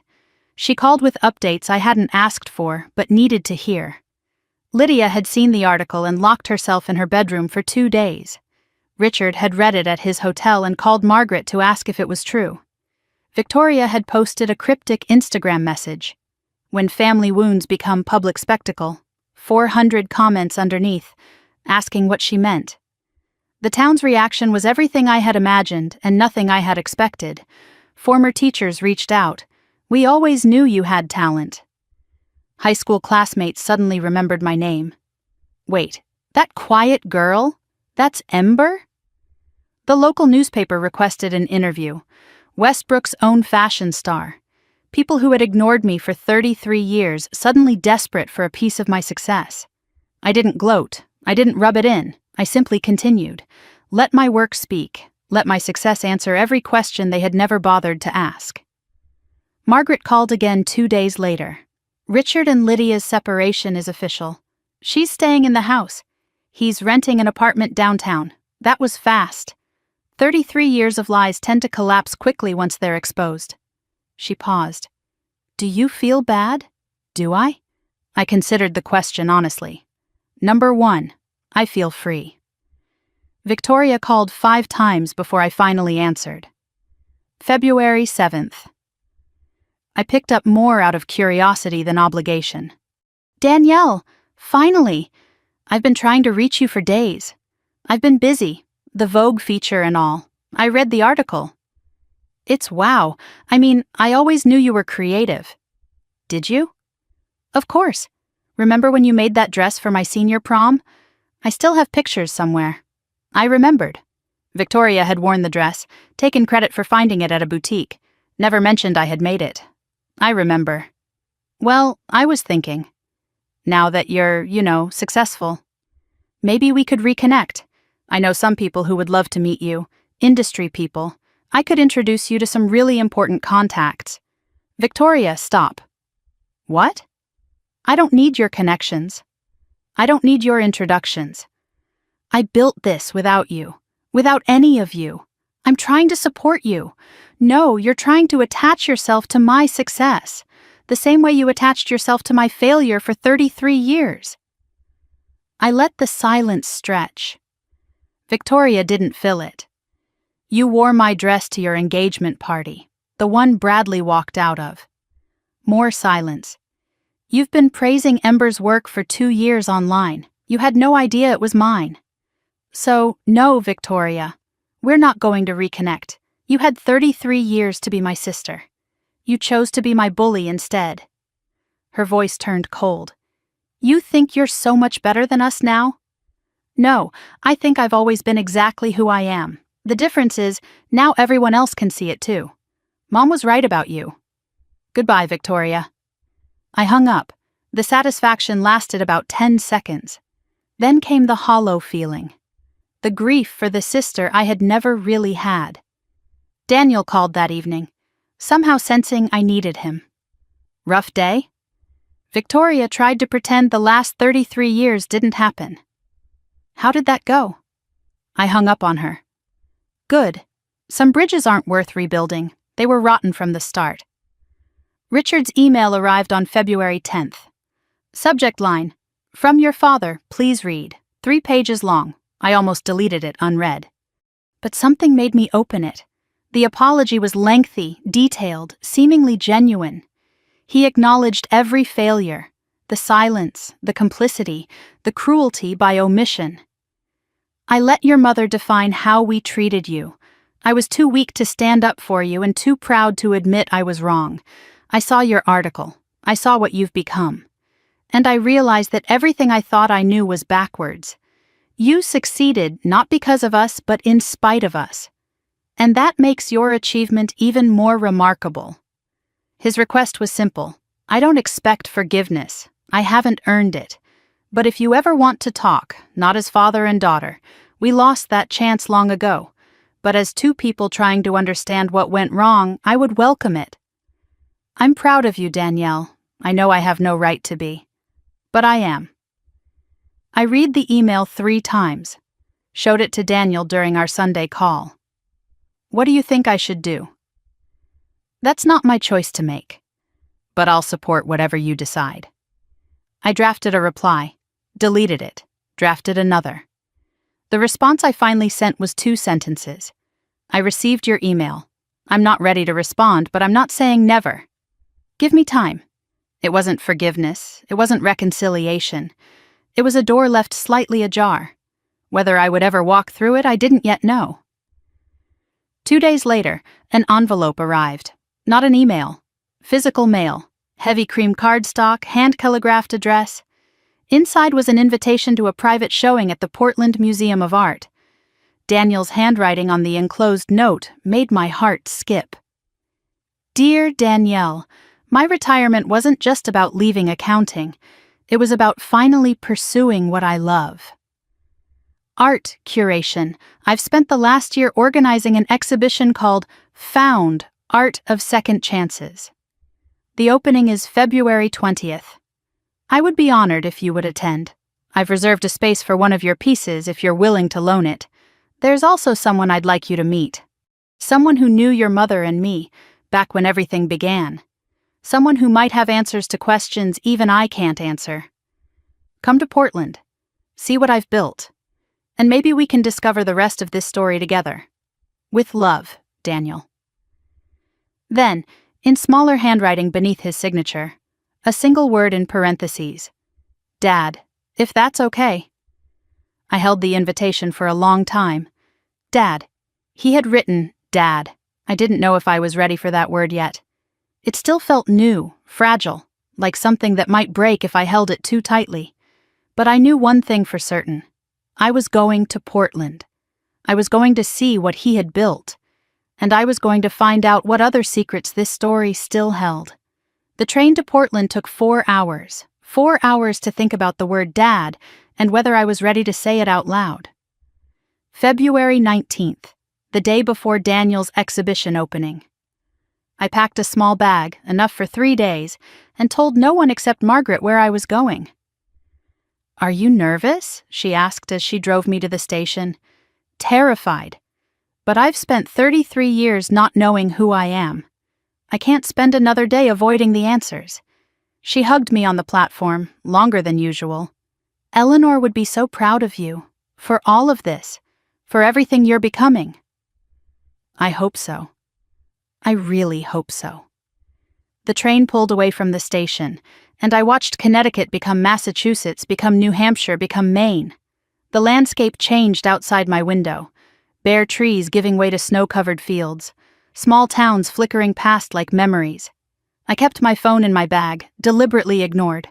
Just my thoughts and the letter Daniel had sent with the invitation. Not the invitation itself. Another letter that arrived 2 days later. Handwritten, 8 pages. his careful script filling every line. "I want you to know everything before you arrive," he had written, "so you can decide if you still want to come." I had read it 7 times already. I was about to read it again. I unfolded the pages carefully. The paper was soft now, worn from handling. "My dearest Danielle," the letter began. "I've started this letter 15 times. Each time I get lost trying to find the right words.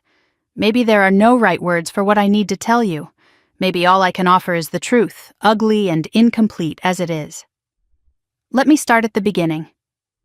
The summer of 1990, when I was 25 years old and stupid enough to believe that love could conquer anything. Daniel's story unfolded across the pages. He was a junior accountant at Hartford Textile Company. Fresh out of college, idealistic, hungry for a life that meant something. Lydia was the receptionist. Beautiful, sharp-tongued, magnetic in a way he had never encountered before. She laughed like the world was a joke, only she understood, he wrote. I was lost from the first moment I saw her. I knew she was engaged to Richard Foster. Everyone knew. But I told myself I didn't care. I told myself love was more important than propriety. I told myself a lot of things that summer. Most of them were lies I needed to believe. The affair lasted 3 months. Stolen moments in empty conference rooms, secret meetings at a motel outside of town, promises neither of them could keep. She said she would leave him. She said she just needed time. I believed her because I needed to. Because the alternative was accepting that I was just a distraction. A summer fling before she settled into the safe life she had chosen. The letter continued, and each word painted a picture I had never seen. September 1990, 1 month before the wedding. Daniel gave Lydia an ultimatum, him or Richard. Choose. She cried. She said she loved me. She said she couldn't leave. I asked her why not. She said because Richard is safe, and you're not. They met one final time, the night before Lydia married Richard. I begged her not to go through with it. I offered her everything I had, which wasn't much, a small apartment, a modest salary, a future full of uncertainty but also full of love. She kissed me goodbye and said some loves aren't meant to survive. I watched her walk away, and I thought that was the end of us. He didn't know then that she was already carrying me, didn't know that their last night together had created something neither of them expected. If I had known, he wrote, the ink slightly smudged as if he had paused there for a long time. God, Danielle, if I had known, nothing could have kept me away. I would have fought armies. I would have torn that house apart. I would have done anything to be your father. But I didn't know. And I've spent 33 years living with that ignorance. The next 2 years were the longest of my life, the letter continued. I tried to forget her, tried to move on, dated other women, threw myself into work. But something kept pulling at me. A feeling I couldn't name. A sense that something important had been left unfinished. In early 1991, Daniel heard rumors at the office. Lydia Foster had a baby girl, born in March, 8 months after the wedding. I did the math 1,000 times, he wrote. I knew, in my bones, I knew, but knowing and proving are different things. He called Eleanor first, the only person he thought might tell him the truth. Your grandmother was kind to me, Danielle. She didn't lie outright. She just said it wasn't her truth to tell. Then he wrote to Lydia directly, asked for a meeting, asked for honesty, asked if the child was his. The response came 2 weeks later. Eleanor's handwriting, or so he thought. It said a paternity test had been done. The baby was Richard's. I was mistaken. It said if I contacted the family again, Richard would file harassment charges. It said to forget Lydia, forget the baby, forget everything. I believed it. He had underlined those 3 words so hard the pen nearly tore the paper. God help me, I believed it. I requested a transfer to the Chicago office. Left Connecticut within a month. Spent the next 30 years telling myself I had imagined the whole thing. I dated other women, never married, never had children. Something always felt missing. Some part of me knew, But I couldn't face it. Facing it meant admitting I had given up, that I had let a letter, a single piece of paper, keep me from my own daughter. In 2019, everything changed. A DNA database flagged a distant cousin connection. Daniel started investigating, found records, hired a researcher. And then I found you, Danielle Marie Foster. Born March 15, 1991, 9 months after my last night with your mother. I realized then that the letter I received wasn't from Eleanor. The handwriting was close, but not quite right. Your mother had forged it. She had stolen my chance to know you, and your grandmother had spent 28 years trying to make it right. The final pages of Daniel's letter were the hardest to read. I won't pretend to understand what you've been through, he wrote. I can't imagine growing up in that house, being treated the way you were, never knowing why. But I can tell you this. If I had known about you, nothing would have stopped me. Not Richard's threats, not Lydia's manipulation, not 1,000 forged letters. I would have fought for you. I would have been there for every birthday, every scraped knee, every first day of school. I would have told you every single day that you were wanted, that you were loved, that you were never, ever useless. His regrets filled an entire page. I regret believing that letter without fighting harder. I regret letting 30 years pass without demanding answers. I regret every moment you spent thinking no one wanted you, when I was 3 states away, wanting you desperately without knowing you existed. His hopes filled the last page. I'm not asking you to call me Dad. That's a title I haven't earned. I'm not asking you to forgive your mother. That's your choice alone. I'm only asking for a chance to know the woman you've become, a chance to be something to you, even if we have to invent what that something is. There's someone I want you to meet in Portland.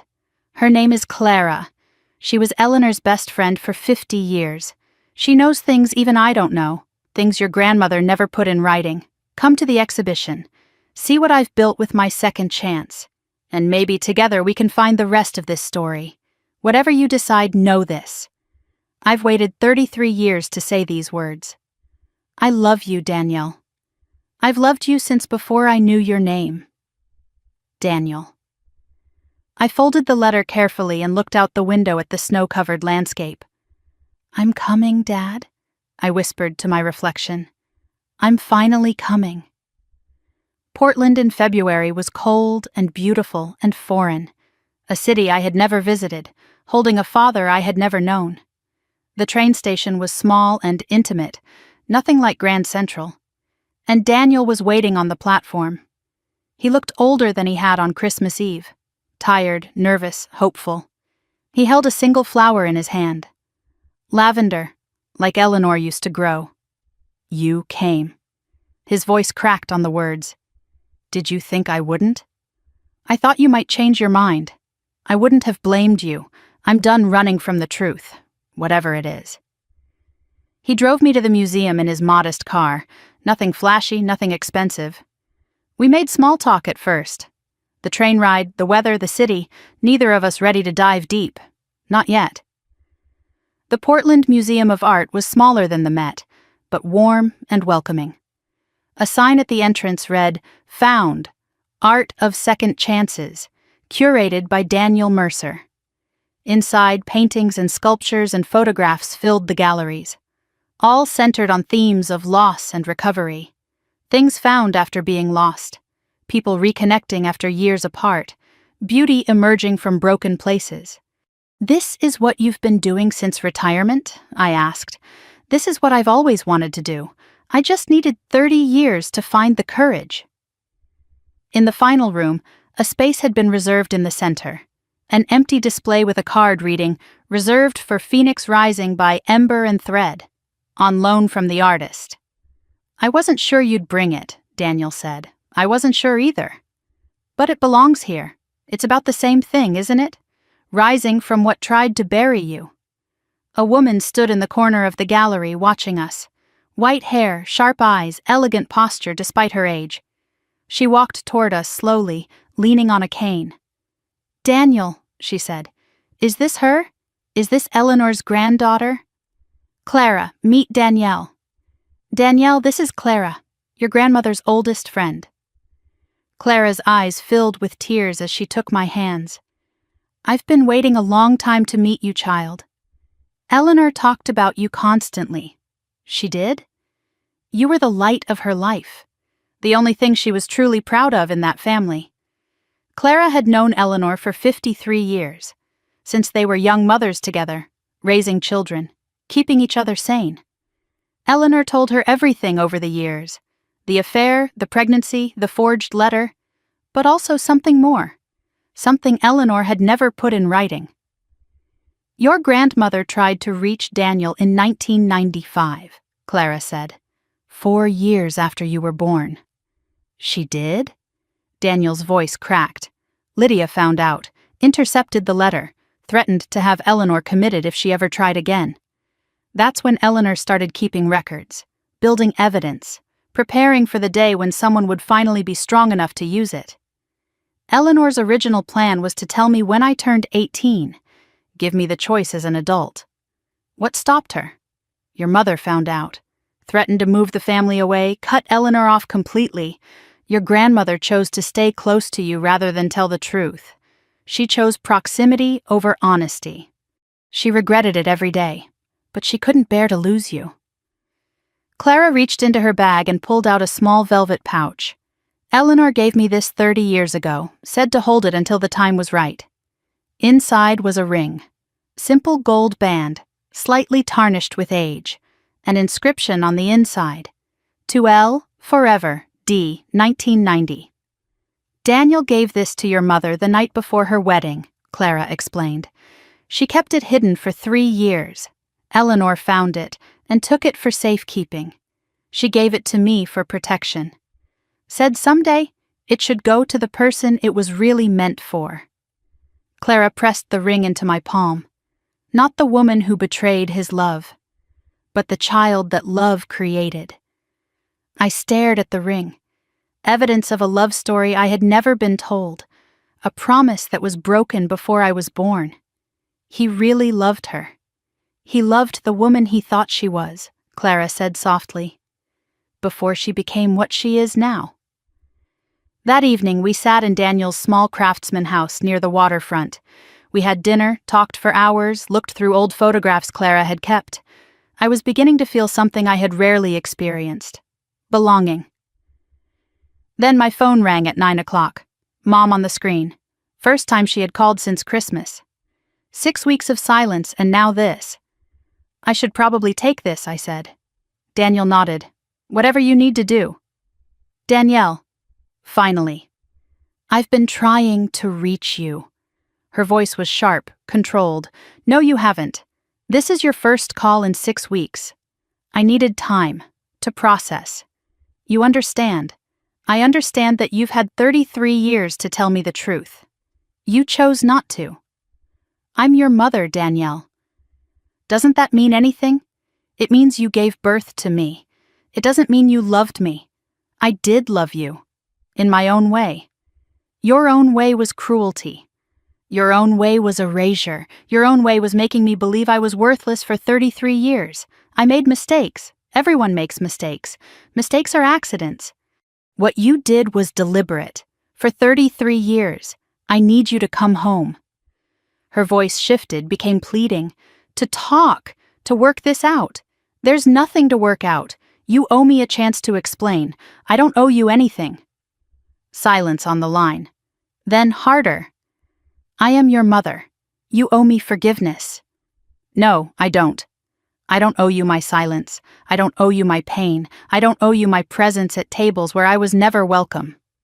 Danielle. Goodbye, Lydia. Don't call me again. I hung up. My hands were shaking, but my voice had been steady. Daniel sat beside me in silence, not touching, just present. How do you feel? I don't know. Empty, relieved, sad. All of those things can be true at once. Is it wrong that I don't feel guilty? No, it's healthy. You just set a boundary with someone who never respected a single one.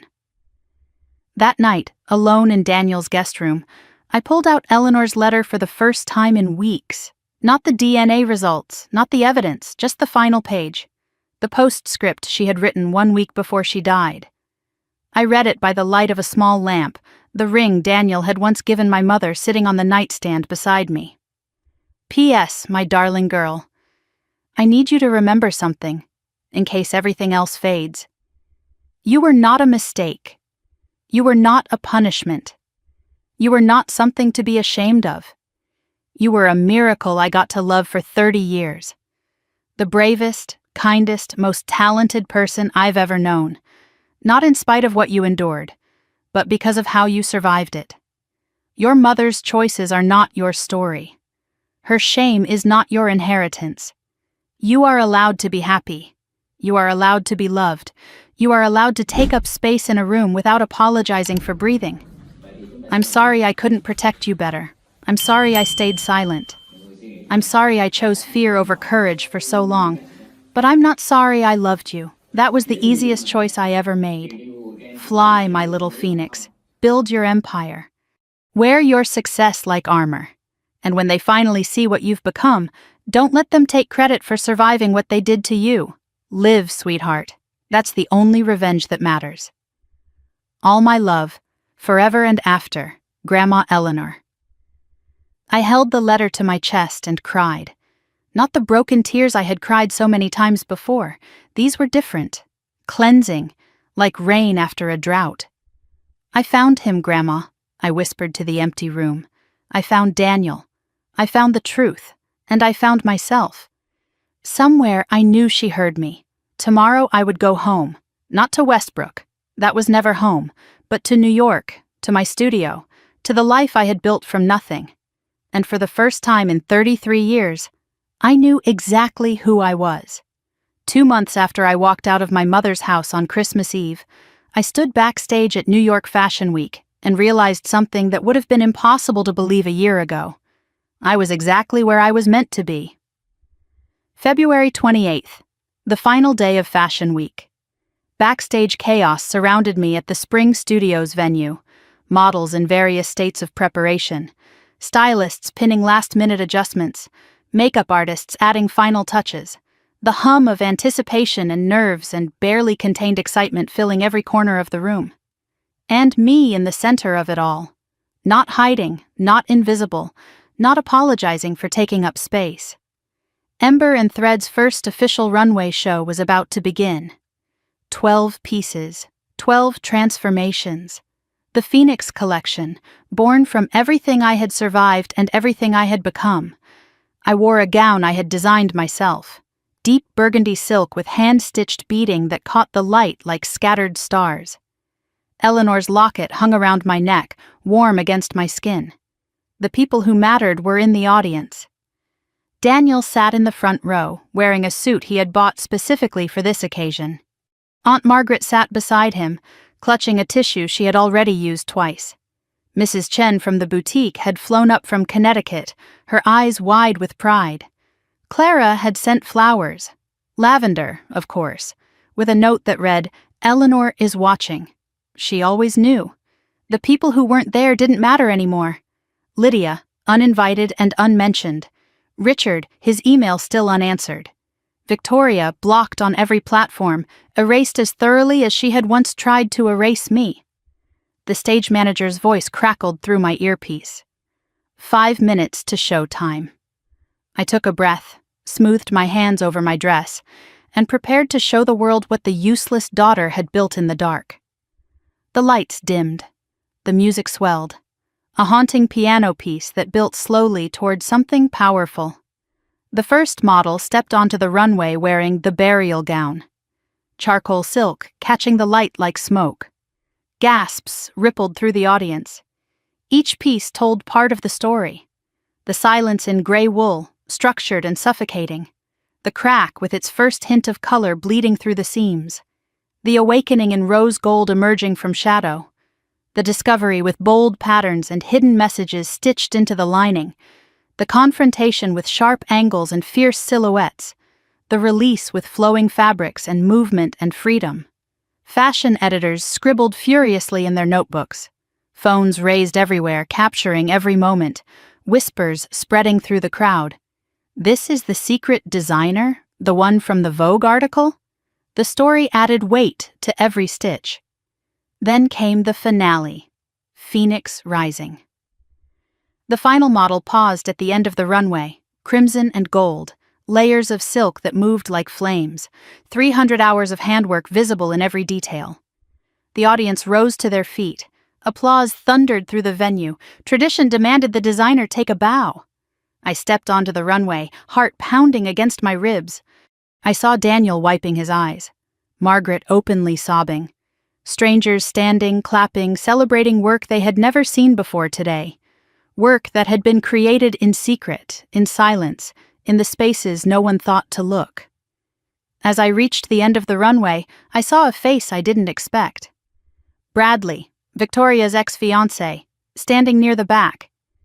He caught my eye, nodded once, mouthed the words, "You did it." I nodded back. Some people surprised you, some people grew. The after-party was small and intimate. Not the official Fashion Week celebrations, but a gathering at my studio. Just the people who mattered.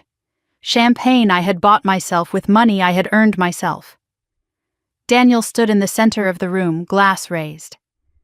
"I missed 33 years," he said. 33 birthdays, 33 Christmases, 33 chances to tell my daughter I was proud of her. His voice cracked. "But I'm here now. And I have never been prouder of anyone in my entire life. To Danielle, to Ember, to the phoenix who rose from ashes none of us knew existed." Glasses clinked, tears fell, laughter followed. Margaret pulled me aside later and pressed something into my hand. "Eleanor's thimble, the one from the sewing room. I found it when I was cleaning out her cottage," she said. "She would have wanted you to have it for tonight." My fingers closed around the worn silver. 4 generations of women who had sewn their dreams into fabric. I was the 5th, the one who had made it. Mrs. Chen found me near the dessert table. "I'm putting a sign in my window tomorrow," she announced. "Ember and Thread Designer worked here. You watch. I'll have tourists lining up. I still can't believe you never told me. Would you have believed me? Honestly? No, I thought I knew you. You knew who I had to be. Now you know who I actually am." March 1st. Moving day. A real apartment now. Not a studio above a laundromat in Westbrook. 2 bedrooms, high ceilings, natural light streaming through tall windows. A dedicated workspace for designing. Room to breathe, room to grow, room to exist without apologizing. I painted the walls soft gray, the color of possibility. Eleanor's vintage Singer sewing machine sat in the corner, restored and working.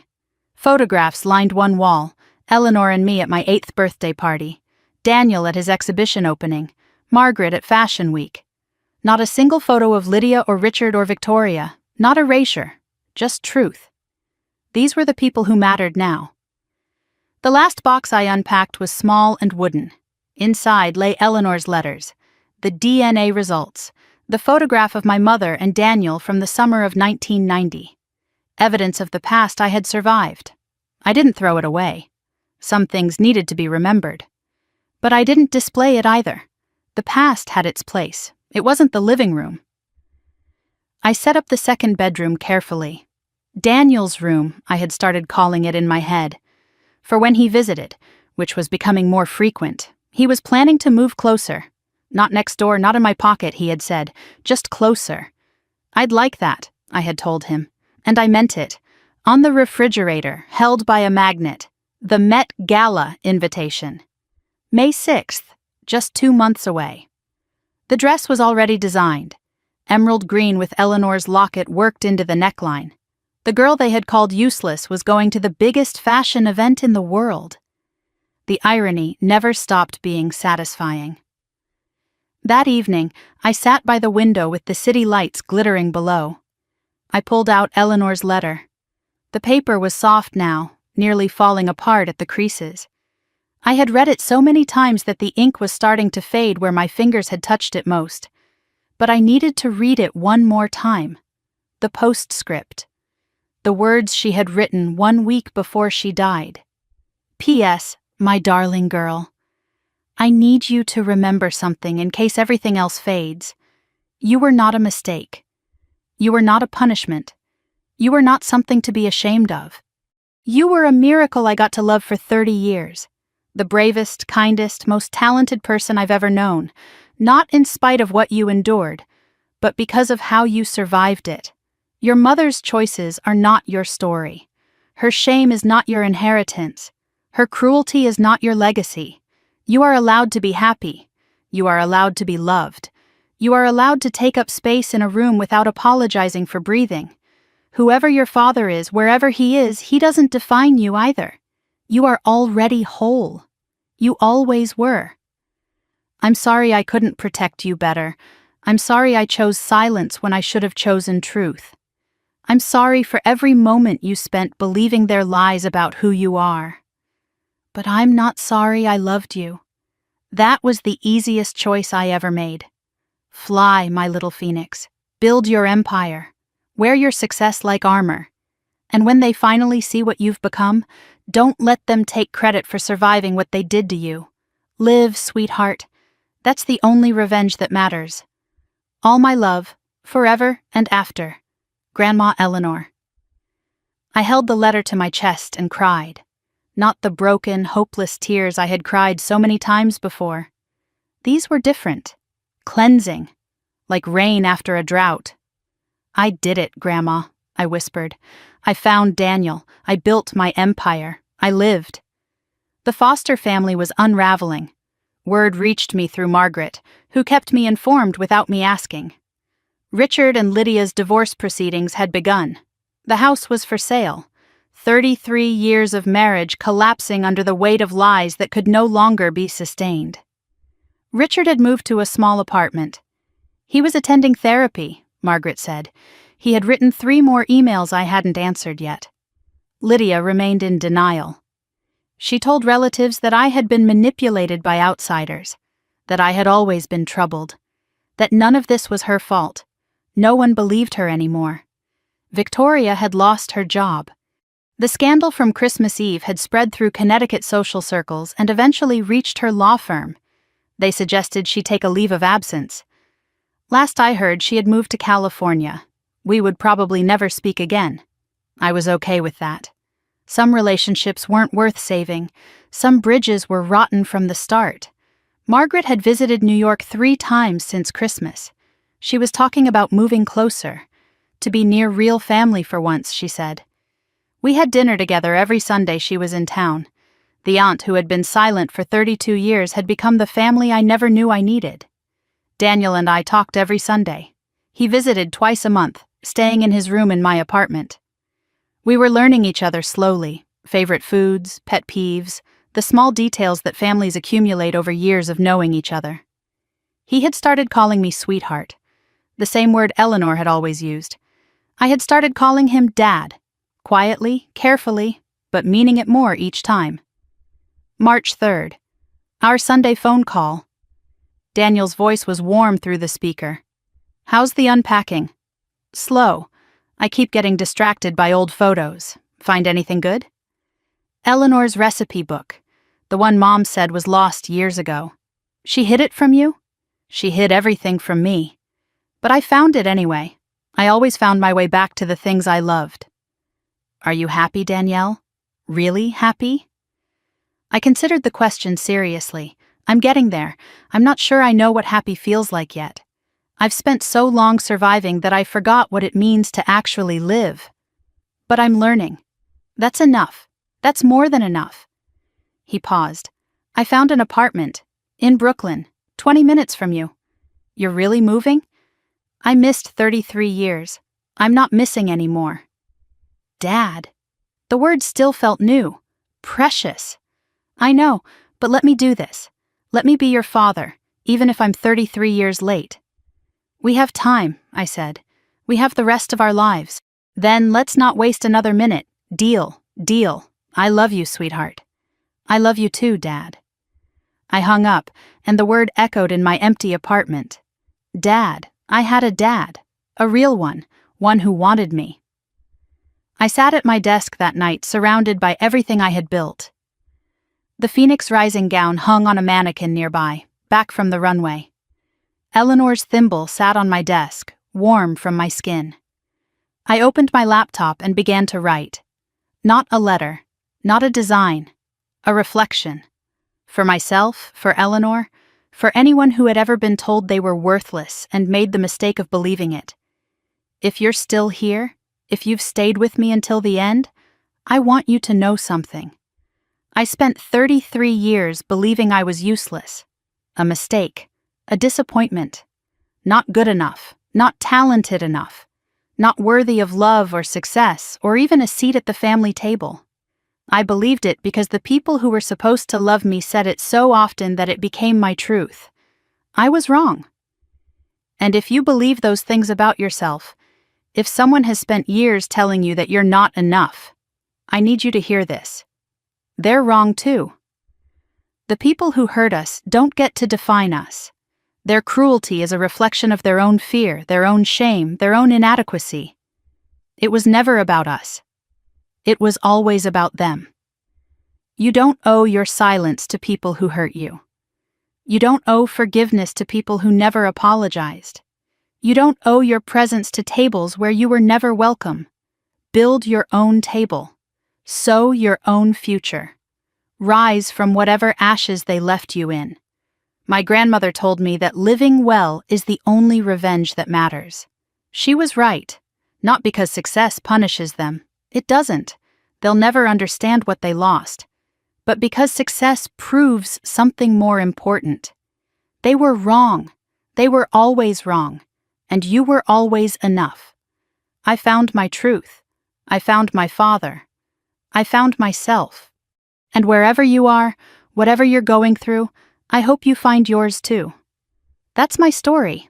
All of it. The ugly parts, the painful parts, the beautiful parts that grew from the wreckage. If it meant something to you, if you saw yourself anywhere in these words, I'd love to hear from you. Tell me in the comments. Have you ever been the invisible one in your family? Have you ever had to build something in secret because the people around you wouldn't understand? Have you ever had to choose between the family you were born into and the person you were meant to become? And if you know someone who needs to hear this story, a friend, a sister, a daughter who's been told she's not enough, please share it with them. Sometimes knowing we're not alone is the first step toward rising. If you want more stories like this one, stories about survival, about truth, about finding yourself when everyone else has given up on you, hit that subscribe button and stay with me. I promise there are more phoenixes out there, and I'm going to keep telling their stories. Thank you for staying with me until the end. Thank you for listening. Thank you for believing that invisible daughters can become something extraordinary. And to my grandmother, wherever you are, I lived, Grandma. Just like you told me to. I lived. That's everything. I'm finally holding the pen. And the next chapter? That one's mine to write.